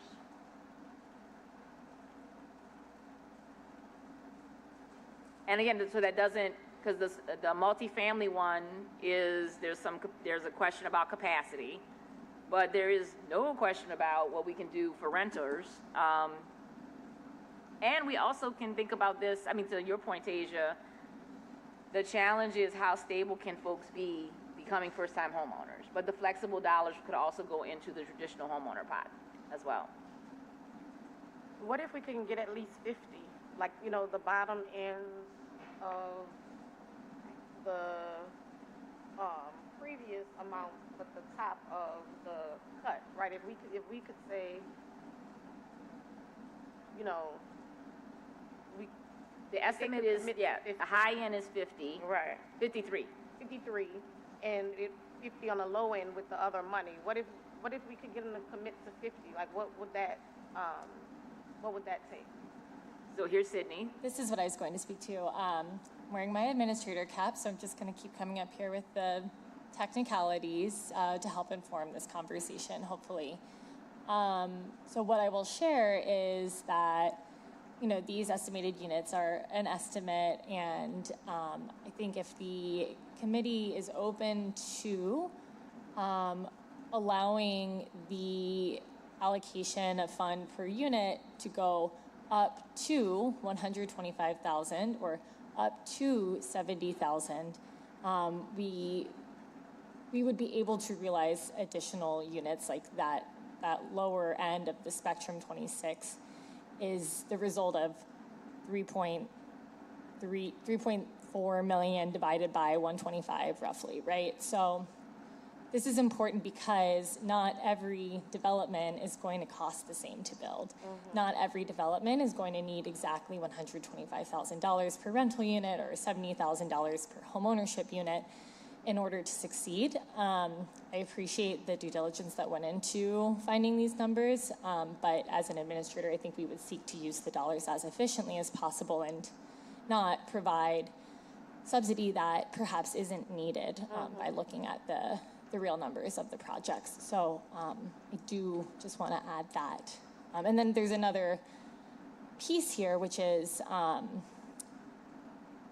the mixed tenure option is a little bit more efficient because the homeownership units don't need as much subsidy, but there will be rentals in every mixed tenure unit. We just don't know exactly how many are going to be opting into that option. So it's a little bit of a guessing game, but we have been looking at the pipeline of projects that are shovel-ready for this, building on the work that Gano has started and contacting some of the developers we've been talking to, asking for these funds from Finance New Orleans.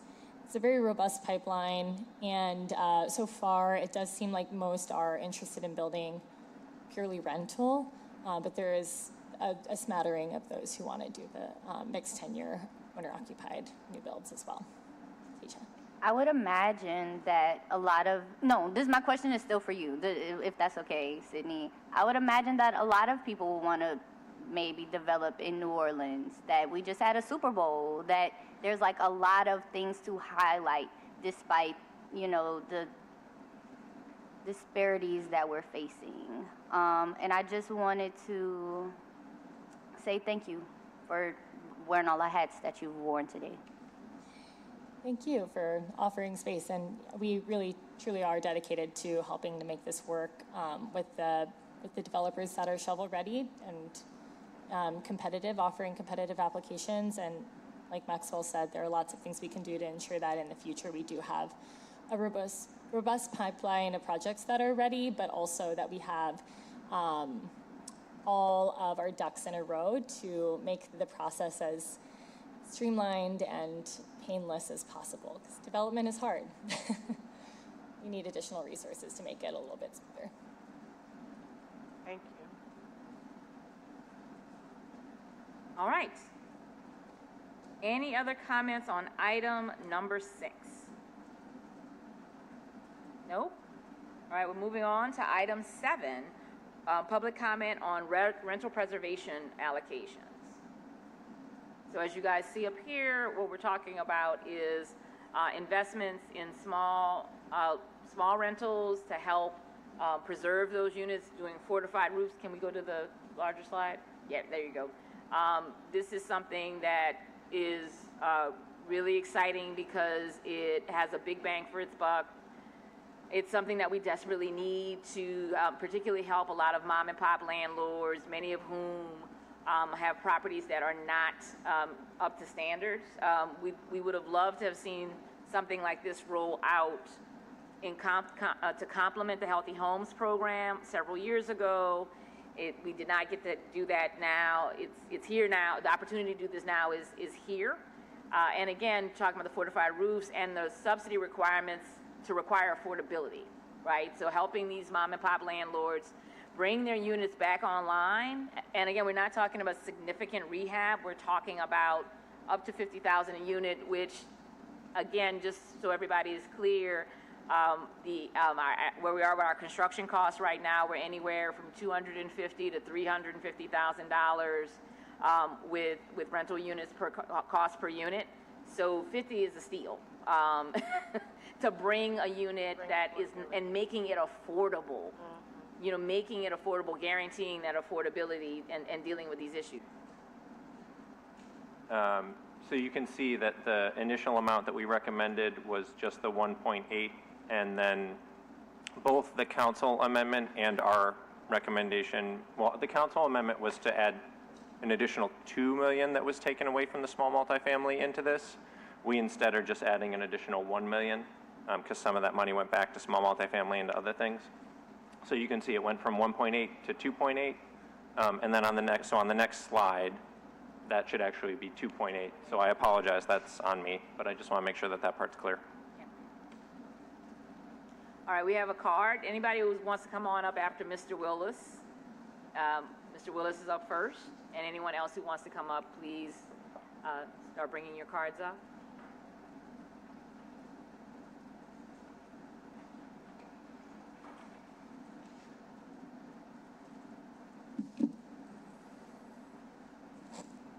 Alton Willis of UDO Properties once again. Relative to the City of New Orleans small multifamily affordability guidelines, as I had mentioned in part 6, I will begin on next year a capital improvements campaign of the 4 of the 5 properties that we have. The main item is, I know one of the properties definitely needs roofing. So initially, I was going to install a roof by year end, but then when I started looking at fortified roofing, so I said, well, you know what, maybe as I grow, maybe it's time to do something different. And it just so happened I was in a meeting with an organization, Smart America, which promoted fortified roofing. So I said, you know what, let me stave off and installing a new roof this year, and let me see what's going on, because I'll use that as a pilot. If that's successful, if I could see that drop in insurance, then more than likely I'm going to just do all the other roofs as well. So I also and I realized the benefits of a fortified roof. Did not know it until this year. First and foremost, the insurance costs, but also more important to the tenants, it's improvement and enhanced protection of the particular property. I'm told that the number to return to their respective units after a storm is a matter of days, whether it depends on what our officials allow us to come back after a storm, but a matter of a day or two if the roof is fortified. So to me, that is a plus. That's a sell that I can do to the agencies that call me for units, because they know that they're getting a decent, safe, and fortified structure for their clients, my tenants. But as I said, the insurance discounts, the long-term savings plans. Yes, I was made aware that up front it could be costly, but then over time I would benefit tremendously.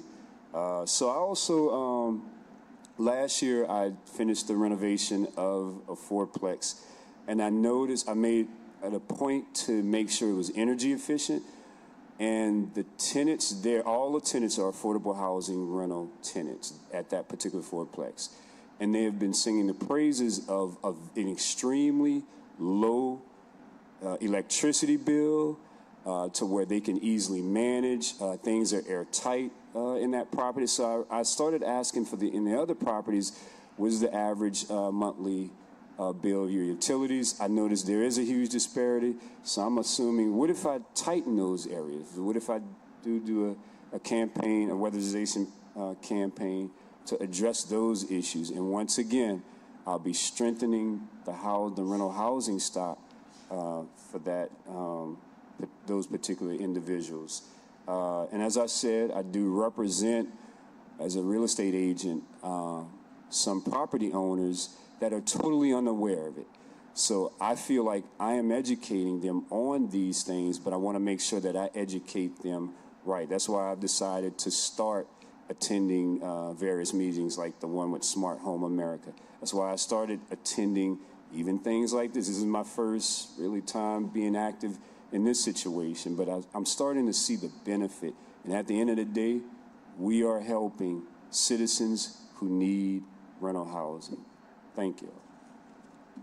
Wait, before you step out, I step away. I stepped out for a second, and I just want to I caught the end of what you said, and I know New Orleans City Hall has like the Office of Resilience and Sustainability, and then they work with energy, and they're doing the energy audits with the weatherization. And I think that's what I walked in on you discussing. I hadn't paired those two together, but like I table and advocate a bit for that, and that does make a difference because when they come in, they do the blowers and the caulking. We actually, Orleans has the grant right now going on till I don't know when, but that's a great piece to add. Thank you for uplifting that. Is that what you were talking about? Oh, yeah. And I took an inventory of all the other three properties that they needed. The extra caulking makes a whole lot of difference. Do you have like and I could be mistaken when I asked this because I know you said you've done this for about 2 years, so I could imagine that you know how, but is there like maybe like a document or something? So what I've seen is energy goes in and they do it. So if you are a homeowner, then that's your conversation. But as someone who's on the outside advocating for the program, when you do it as someone who's not with Entergy, do you have like a chart and these things that you're looking through? And I'm advocating because I'm going to come back later and talk about the dashboard. And these are forward-facing conversations where you can walk in and check off and say, okay, well, I'm here now. Sequence conversation, this is what has to happen next. Progress, right? Something like that? Yeah, something. I get you. I can allude to that. In that, the fourplex that was rehabbed, I've used ductless mini splits for heating and cooling. The other units don't have that. Now, I'm interested in actually replacing the antiquated, another fourplex has window units at the bottom level. So because you can't run ducts in between, I'm going to replace those with the mini splits.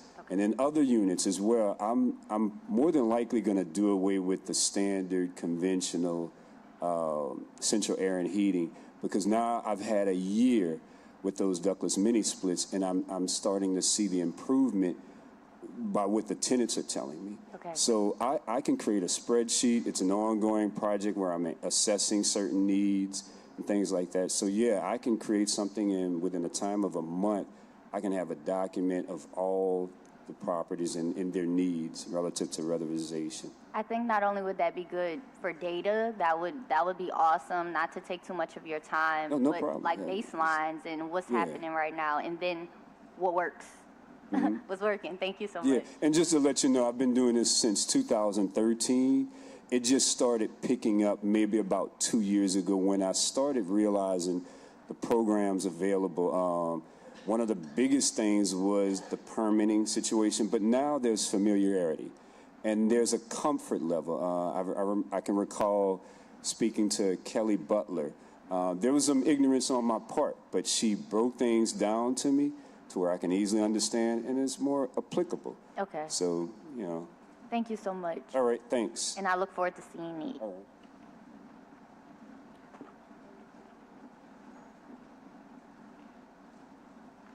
Hello, my name's Irena Ellis, and I'm actually just standing here representing small landlords because I happen to be a small landlord. So I am elated about this program. It's very much needed for those mom and pop landlords out there. I appreciate that.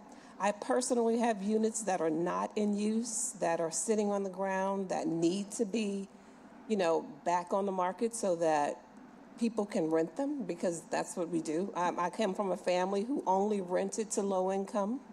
My dad, who's 86, my mom, who's 80, who passed on their property, was like, as long as y'all promise me not to fix them all up or put them out there for anybody to buy it.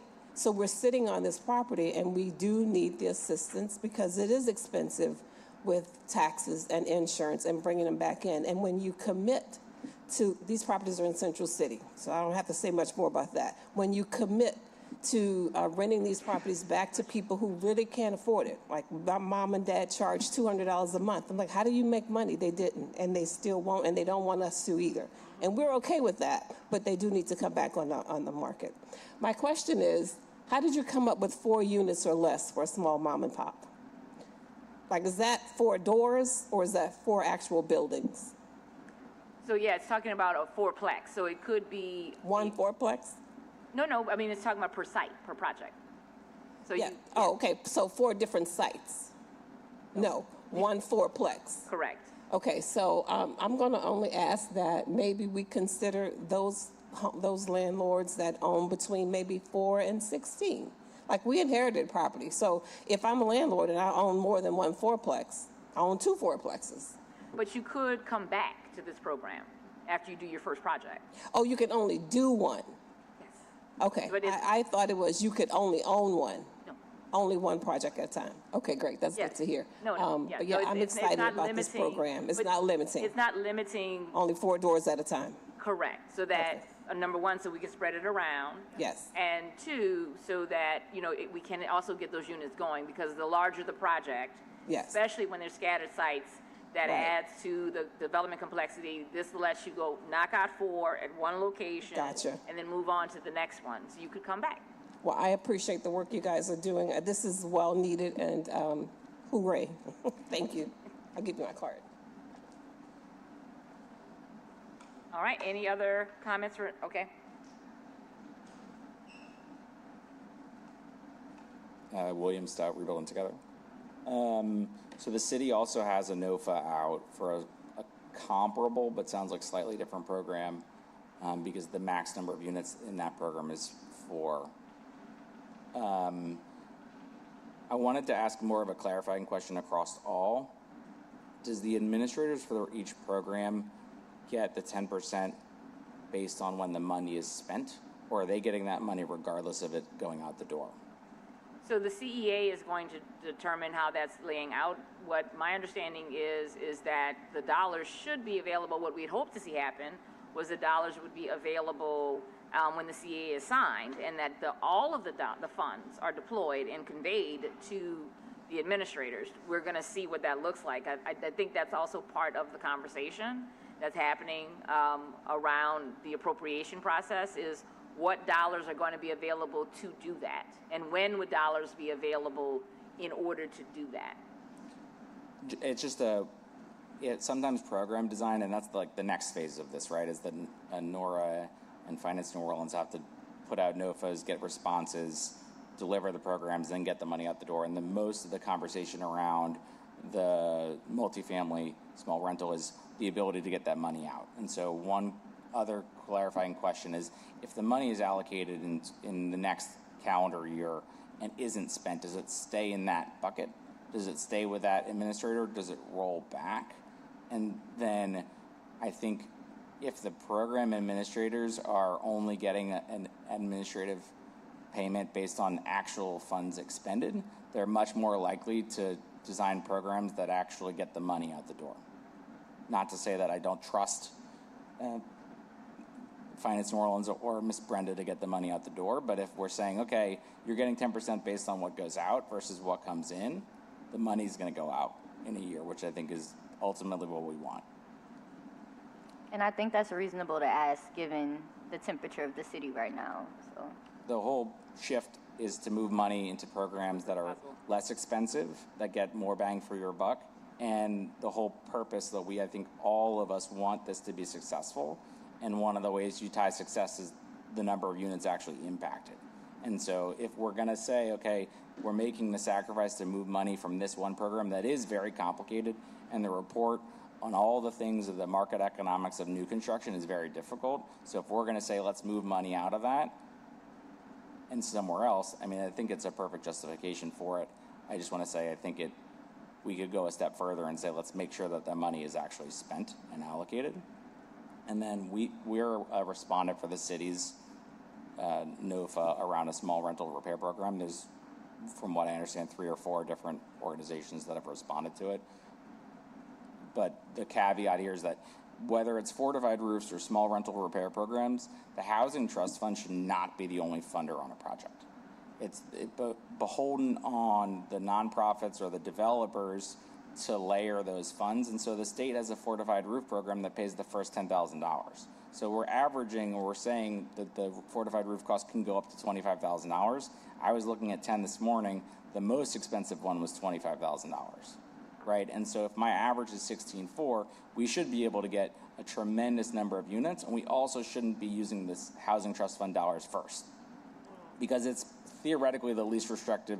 If we can layer CDBG, home funds, state fortified funds, FHLB, or other funding sources, we're going to get a shitload more units than what we're projecting. So, Will, I agree with you in theory, but the point of this is to move this out the door as quickly as possible. Sure. Those other programs take time. Sure. And part of that's got to be part of the conversation. So if if it can be either or, Right. that's great. If it can be both and it could be fast, but that's not likely. Again, we've danced this dance before. You start putting in the public money, the traditional public money, the federal dollars that come with other requirements that the trust fund doesn't have, and that's one of the things we want to make sure of, that we saw this, the best example we have of it was the COVID dollars, right? We got COVID dollars through Treasury across the country, and we saw those dollars getting choked off in municipalities and states that insisted on treating those Treasury dollars like HUD dollars. The municipalities that got it right, like this municipality, did not treat it like HUD dollars and pushed it out the door. And so we've got to do both, right? And again, I think that's to the long-term plans, and we want to see this kind of coordination, but we cannot just hold dollars to try to pair it with the state's funding, which has been notoriously slow. Yeah, and I think it is definitely more complex when you're talking about new developments, but for like a repair program or a fortified roof program or things that are kind of one thing, it is not complicated, and we should be maximizing the city's dollars and our taxpayer dollars. Sure.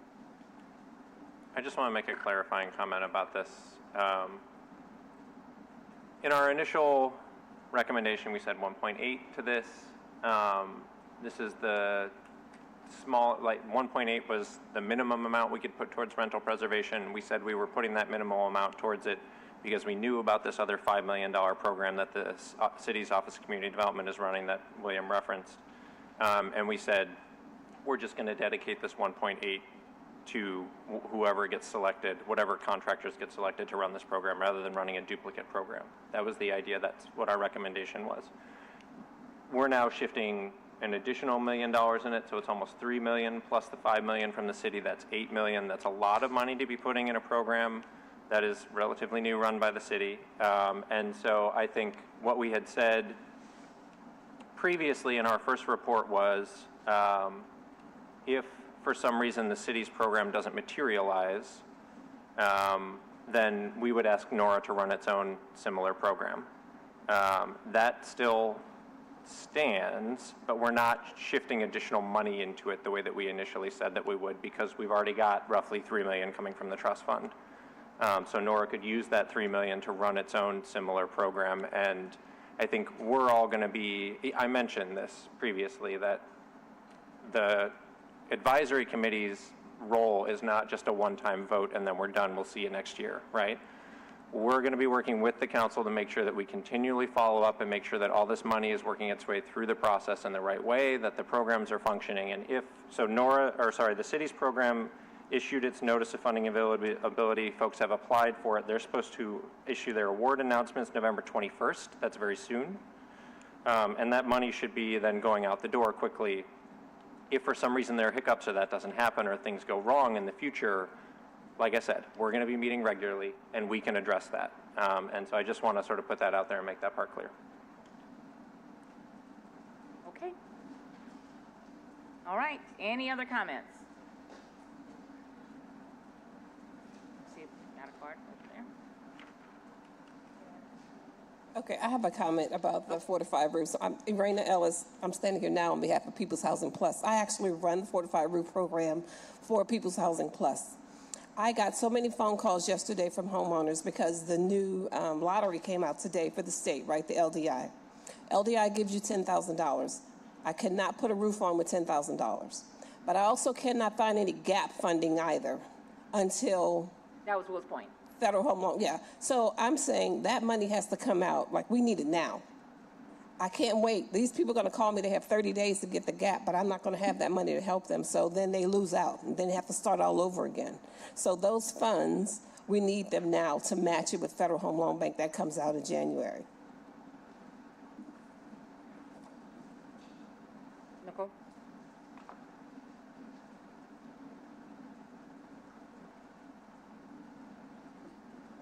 Nicole Barnes, Jericho Road Episcopal Housing Initiative. That bring my point that I want to ask a question about is timing. This is exactly what we need to understand. And I want to be very clear when I'm asking this question because I really do need clarifying. These are clarifying questions, trying to figure out what's going to happen with timing. Given all of the different messages that I've been hearing about how we're going to fund the Housing Trust Fund, there's going to be a difference in timing. If the Housing Trust Fund is going to get funded the way it's supposed to get funded with the 2% from the general fund, my question is, will funds be available to go out the door in January? That's a question. I'll wait for Max too. I'll start again. So talking about the timing, because what people don't seem to understand about development too is people who don't work in it every day is the timing is everything for making a project go to, everything has to fall in place. So I have a couple of clarifying questions because like the question Narena just asked, we need to know when funds are going to be available. And truly, we need to know what is actually going to be the mechanism for funding the Housing Trust Fund, because that's going to dictate the timing as well. So that's my question. If we are going to fund the Housing Trust Fund based upon the 2% of the general operating fund, does that mean the funds will be available in January? In theory, yes. I mean, if it stays using general operating dollars, they will be available in January, yes. And if we all agree and everything goes, that's what it was intended to be, and that's what I referenced earlier. That's what it says. But I mean, we can only tell you sort of what's in the proposed budget right now. There's $14.5 million in the proposed budget right now from the general fund to go into the Housing Trust Fund. That's the recommendation currently. That's what's in the currently proposed budget, correct. Okay. So, because that's going to make all the difference in the world in terms of being able to figure out projects that we have coming. The reason why I asked for the clarifying question, of course, because they've been talking about the bond initiative, and I know that just from my personal experience as a developer, if their bond fund, if we're waiting on bond dollars, that's not going to happen in January. And this is why I've been advocating for it to be front facing and the dashboards. Because if we talk about sequence, or like Alton said, he did this since 2013, but the last 2 years, what you're talking about is time. What we mentioned about getting the dollars out and to get the units up. So I'm with you. We're all with you as far as that goes. And Asali and I spoke a lot about this in other meetings, that it's important because people need to be able to see it. And then as a developer, where do you fit in for the 30 days part of the conversation, right? But that's why I'm advocating and letting you know about the dashboard. So in this, we will continue to be having those conversations, but that's like A gets to B, gets to C, gets to D. And what does that look like? This is the first time that the Housing Trust Fund is on, that we're having these conversations. So I'm asking that you have a little grace, but that you continue to have this conversation, and maybe even let us know how she gave that's the 30 days for this part of it, right? I don't know that much about LGI or LDI, but I'm writing it down and I'm taking notes. So when we convene later and we have these conversations, I may say, Andronica, do you remember that developer said that there's only 30 days within this part? So what does that look like when they're meeting with council, or council brings this back up? Because to your point, we don't want to lose that 10. We don't want anyone to lose that 10. We need this right now, and that's why we have this. The same way they did the millage, the same way they did that, that's not this. And I'm not saying it to be crude about it. I'm just saying that we're all here right now for the first time, and that's why I said it's different to me. Because they've tried, we've seen different things, but I haven't heard these conversations yet. And a lot of what you're saying, I don't know if people have put it together all in one place, and that's why I'm advocating for the dashboard, so Nora can see it, not Nora Hano can see it, we can see it, and then say, okay, well, why can't we add some other units or add more time, because she's ready right now. But if we don't know that she has that, and those people are calling her, then it's a waste. Well, let me clarify a little more. it's not just for the fortified roof program, for any development that you're doing, what it costs to build right now and what it costs particularly for nonprofit developers to develop, we have a capital stack that has to include several different components. So while we may be building a house and it's costing us $250,000, all of that funding isn't going to come from the Housing Trust Fund. Likely, we're going to have sometimes 5 different sources that we have to stack in order to make it work. But the problem is, and this is something we see in government all the time. For example, when you're looking at tax credits, when the LHC does not put out the tax credit, the qualified application for the tax credits timely, that throws off your entire development for everything that you were planning to do. So my question was really clear, and this is the only question I had about it was, we need to be able to know whether or not the Housing Trust Fund dollars are going to be available in January so that we can continue to plan and to move our projects along, because we've been planning for that all along. And I just want to make sure that everybody's clear that that's the question I'm asking. Right. And so the answer that was given was about what the draft budget says right now. Is that the $14 million is coming from general operating funds. After this week's election, and then next Thursday, the council will take this back up again. They are going to make several decisions. They are going to make a decision between our previous recommendations and the recommendations that come out of today, and then they will get the opportunity at that point to, depending on how the vote goes, to attempt to change the funding source. That decision we won't know for sure, and frankly, we won't know until the budget is closed out. The deadline is December 1st, because the council one thing that was a surprise last year was that there was $15 million also of bond financing put in the Housing Trust Fund envelope. Most of the council were not aware of that. The public was not aware of that. We didn't know about it until we started hearing about the fiscal crisis. So that's why we're encouraging everybody to engage around the budget process, to pay attention. We are certainly paying attention, and we will be engaging around this. But there will not be, right now, it's saying it's coming from general operating. That can change, and it is subject to change until the budget is approved. Thank you.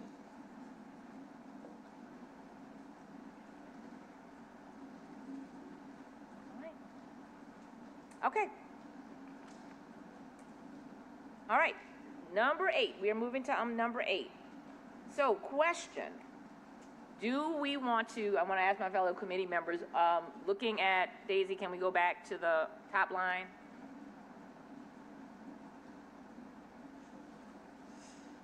Allocation. Yes, thank you very much.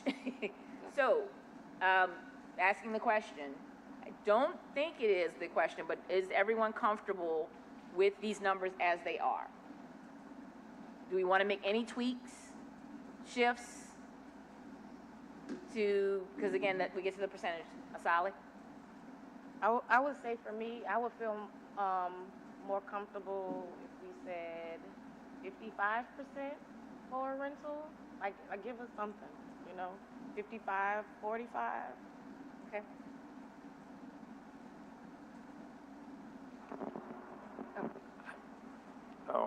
I just wanted to say I was, based on our past conversation about small multifamily, I have been trying to work up a sort of like a sentence to add in. I think in the state legislature they call this an amendment in concept. This isn't fully wordsmithed, right? But essentially to say that the committee wants to acknowledge that there was significant pushback from the public on the decrease in funding to small multifamily affordable, that we want to talk about what the data actually says and the importance of serving renters with the greatest needs, and that we're passing this with the understanding that the current committee membership will strongly advocate to restore small multifamily affordable funding to at least the full $6 million amount in future years. I think that's what we can actually commit to as a committee. And I wanted to try and put some sort of a strong statement in there. So I wanted to offer that up as a possible amendment for folks, if that's useful. Well, we can do both. We can do that language and make a financial change. Yeah, I think that, sorry, Moni. No, But again, we're talking about going up 5%. We're not talking about hundreds of thousands of dollars here. Well, I want to again, make sure that there's a commitment that safety and permits can handle even a 5% increase. Well, and again, we got to the increase that we did, not because safety and permits, because of the finance authority, their commitment.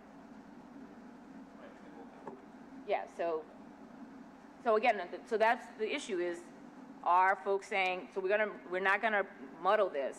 Sally made a request to increase it so that there is an additional, we need to do the math, money going towards this. What is everyone else's vote? What is your decision on this? That's what we need to be doing. The language, everyone seemed okay with the language, and that's one thing, but what we had here is a desire to actually have this be, instead of 50-50, 55-45, and a recommendation to change those numbers. that, for clarity, that would be about $600,000 we would have to pull from a different program. From the homeownership program, because that's, Right. that's how you get to 45, That's right, so you would either have to pull it from the, fortified roof, or, yeah, fortified roof. either the flexible fortified roof, the owner-occupied roof rehab. I don't think we want to touch the homeownership construction subsidies. Nope. So did the fortified roof program. Yeah, $600,000, which, could be, based on our estimates, another, oh God, I can't do this math on the fly, but maybe between 6 and 10 more units potentially.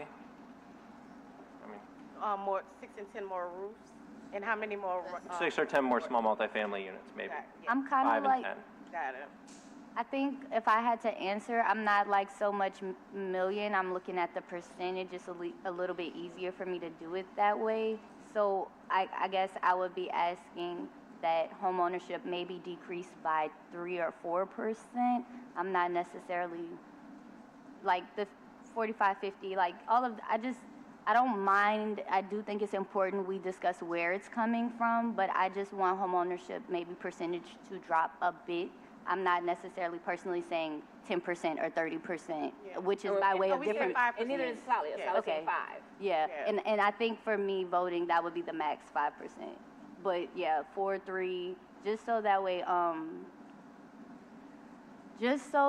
way, it's a little more units. And I guess I feel this way now after listening to like Alton and a few other people discuss how like, and this is something I was gonna ask, but it hadn't come up yet.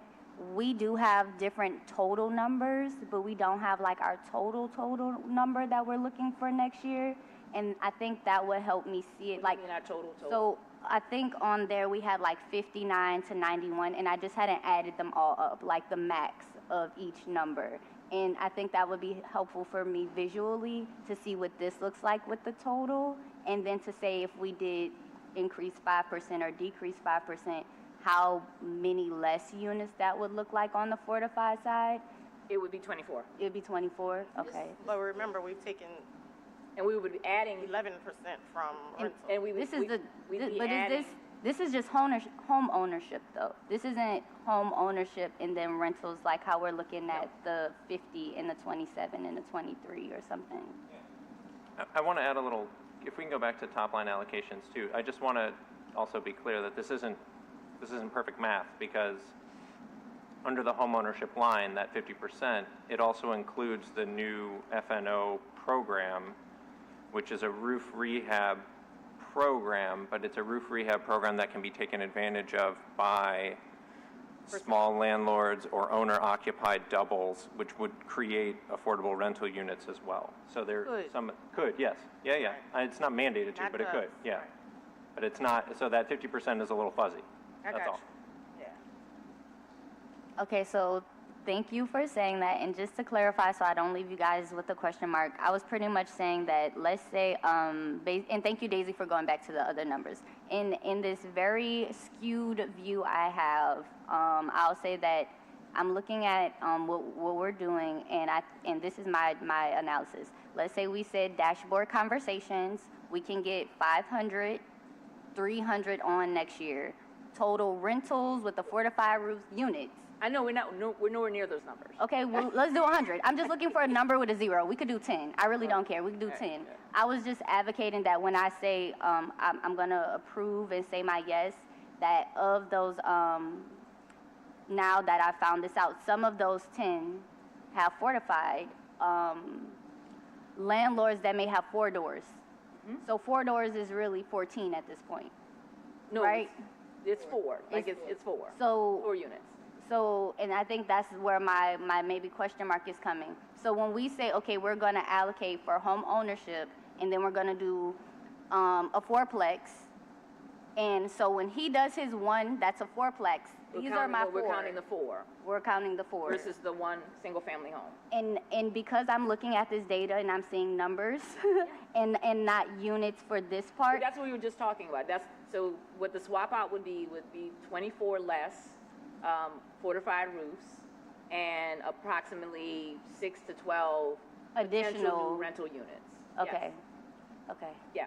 You're going to have more. We're going to get more home ownership units out of the current allocation because the fortified roofs are cheaper. Okay. And so we're already going to get more home ownership units.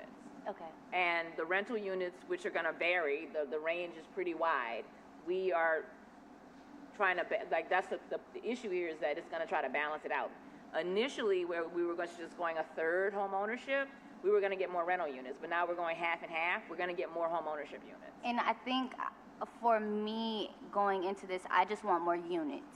So if we go more home ownership or more rental, I do get why it's splitting and why it's a bit difficult for me to figure out what I want, because I just want a total more.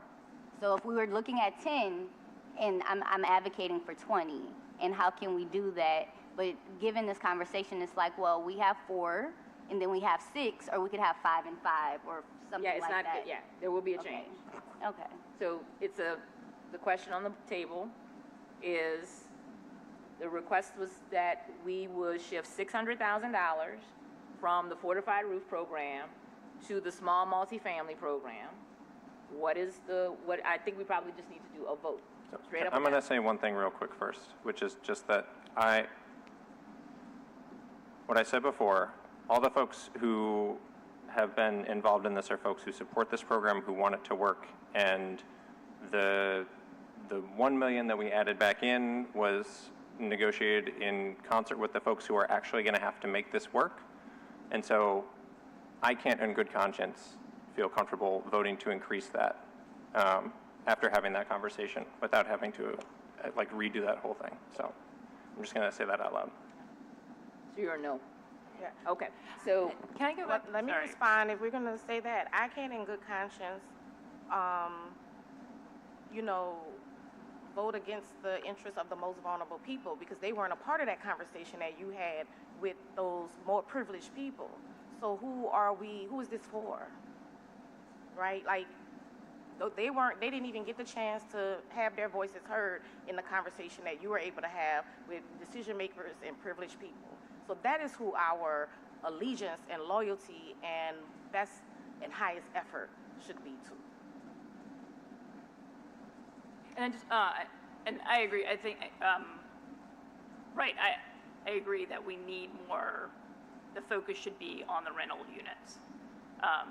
And I think, Daisy, at some point you told us how many units were not online at some point, right? Like, we've got so many thousands that are just sitting there unused. Yep. So the only reason I was feeling more comfortable with right, if safety and permits could use all of the money and we could actually get it out, that's best case. If they're saying they can't do that, that really does. And they were saying that about $6 million. About $6 million, right? If they can't do it with the $6 million, it gives me very much pause. Looking though under the homeownership programs, and those couple of programs are allowing for more tenant units to come online, even though it is under homeownership. There's a good chance, and I'm hearing from a lot of the small developers that that can be used to get some of those units back online, right? Well, no, it's because you have to be using it. That program would be for a developer building an owner-occupied unit and selling it to someone who could then buy it and rent out the other side. That's, the home ownership units are where the increased rental opportunity, it's connected to someone who is going to be buying it. And that's an if. Yeah, and that's an if. That's an if. So someone has to decide. They could also do a double that sells both sides, and so that's the issue. It's not the primary purpose is going to someone who will own the property, and they may provide an additional housing opportunity. And then the Legacy Up program, that wouldn't be for possibly using for. That was the 1 to 4, the duplexes and the People who are existing homeowners who need to rehab their properties, yeah. right, but that's under the home ownership. Flexible, right? I thought that was flexible. I don't think so. For the slide that had the, oh, that's it. Here we are. It's flexible in that it doesn't have to be owner occupied or, The flexible is for, it can be used for first-time home buyers, it can be used for owner occupants who have a rental unit, or it can be used for small landlords who have all rental units. It's flexible for all three. So, but it is flexible for all three. It could be used. It could be, Yeah. but again, they want to talk about it with people who are going to be buying a home that need to put a fortified roof on later. That's one of the primary ways that flexible would be used.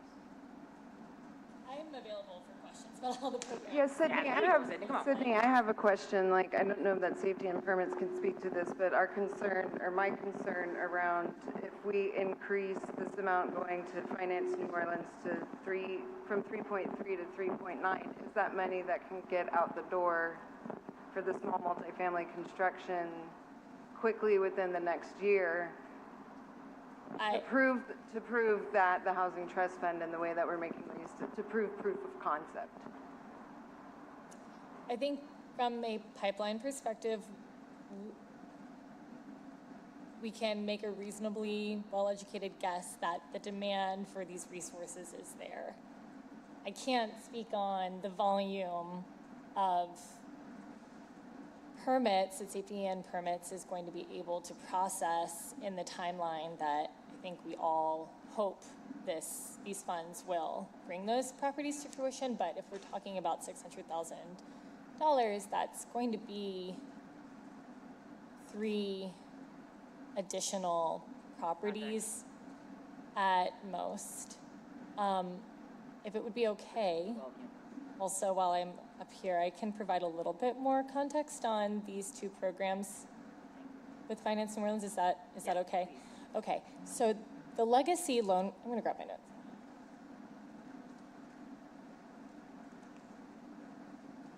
The legacy loan is available to people who are purchasing a property that are low and moderate income. It's one mortgage that can be used to purchase the property and renovate. So when they close, they're closing on the loan both to renovate and also acquire the property. If we had these funds available, we would be able to say when those property owners make those improvements, they would have an additional incentive to include a fortified roof as part of that renovation process. And again, that loan can be used to purchase a single-family home or a small multifamily, up to 4 units. The REAP program is for currently existing properties that are either homeowner-occupied rentals, or purely rental. So those funds can be used to put a fortified roof on, to make a loan more affordable for a landlord that is going to continue to hold their rents at an affordable level and avoid, passing on the additional expenses from insurance to their tenants. That is the theory of change that we're working with here, and would really like to be able to pilot with these funds. It can also go towards a homeowner who's chosen to take out a loan to make these upgrades and needs additional assistance, sort of like how the soft seconds work for homeownership assistance with the city and Nora and Finance New Orleans currently. these funds could blend in with that loan that they're pursuing to make the overall payment less and the overall loan more affordable. So hopefully that's clarifying on those programs. Thank you for the opportunity. Okay. So, with that said, we're going to take a vote on this item. So I think we need to do a voice vote. We're not going to throw up our cards or anything like that. So the recommendation is that we would move $600,000 from the fortified roof programs to the small multifamily affordable construction subsidy program. And let's go ahead. From which fortified roof programs? The one that can afford it, because the one that only got $1 million and it can't afford it. So, all right, we're gonna go ahead and start down here with Elizabeth. No, I'm sorry, if I can get a little bit more clarity, which program that's coming from? So come on, there you go. Owner occupied roof rehab, which has $3.53 million in it.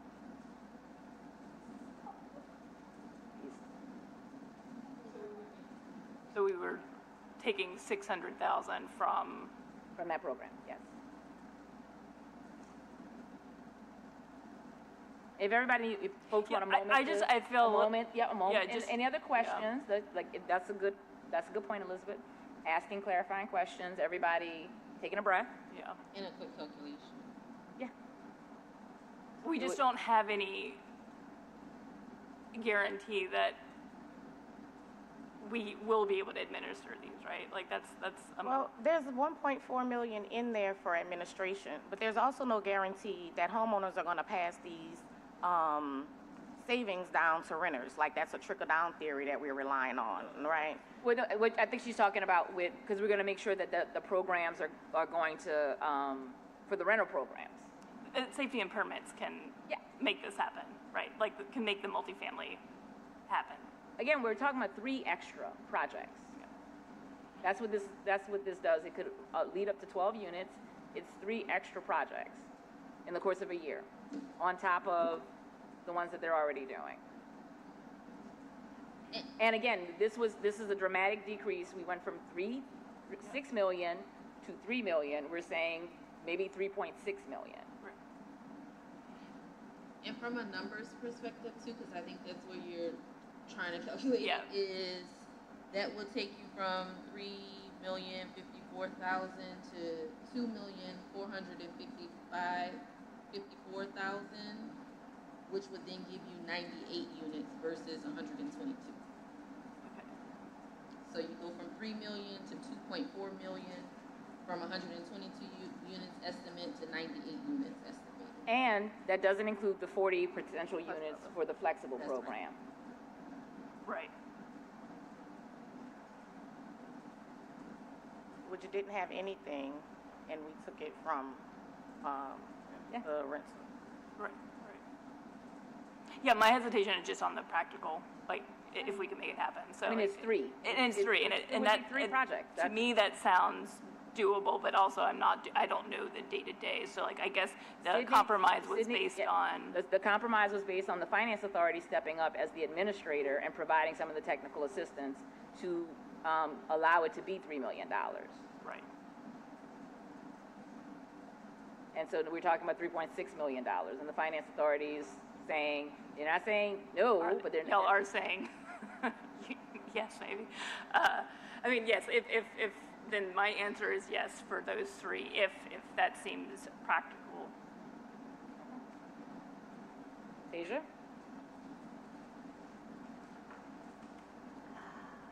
I want to say no, and I don't know if I need to elaborate or not because I feel like we're just going down the list. I don't want to sound disappointing because I want to say yes, but I'm just gonna have to say no.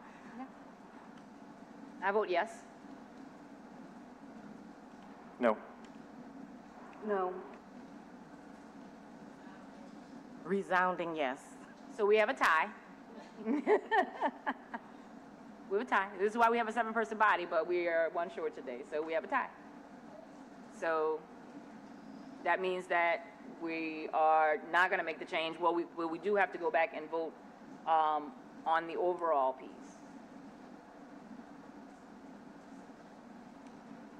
Which overall piece of what The we? overall, so now we're going to go back and vote and say that we're not going to make the change. We're going to accept what we presented today and advance that. Then yes. Does anyone want to vote on that proposed, like, amended language that I put forward? Does I that think not we matter? accepted all of that. Yeah, I There accept was your no Okay, objection. everyone in favor? Okay, great. Just Yeah. making sure. Yeah, there's no objection. Okay. So if we're not making the change, then my vote is yes to move forward with what we had proposed. Is that my understanding of what Yes, we're voting that's on? right, that's right, that's right.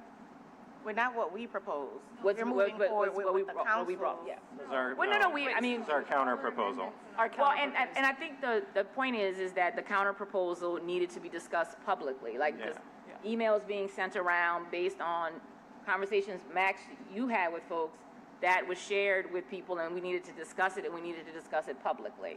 So now we are coming to the place where we're talking about it being our recommendations and our accepting it, because there was an opportunity to change it, and we declined to take it.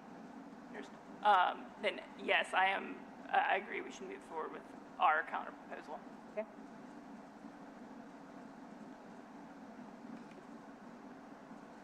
Yes, okay, let me make sure. Am I agreeing with what we said Maxwell was talking about, or what are we voting on again? I'm sorry. My apologies. We're voting on the current version, which go back, Daisy. There you go. So with 50% going to homeownership and 50% going to renter. With these numbers. That's what we're voting on now. Yes. Yes? Yes. Yes. Keep doing that, but no. All right. Thank you, ma'am. And with that, we have our report going back. The council. Oh, okay, wait, no, I fudged it because I'm in solidarity with Asali. I think Well, wait. with the 50% no, because I said 40, and if I say yes, then my 50-50 is incorrect. That's Well, but not. you voted against the chance to make it 55, 45. That's what you voted against when you said no. When you said no. We just voted against what we were proposing that was given to us, right? Because we couldn't change it. We couldn't agree how we wanted to change it. Which means that we keep what we have now. Correct. Yes. But I can be indifferent about everything, can I? Okay. I want what's best for everybody, but thank you for clarifying for me. I apologize for you guys this time. So do you want to change your earlier vote? No. Okay. Okay. Thank you. Y'all have to keep voting, or that was it. No, that's it. That's it. Thank Okay. y'all for bearing with us. No, everybody needs to see that. The participation matters. There's a reason we've been asking you all to come to these meetings. There's a reason for your participation, your emails, the comments. We appreciate it. We got a good little stack today. So thank you all very much. With that, this meeting is adjourned.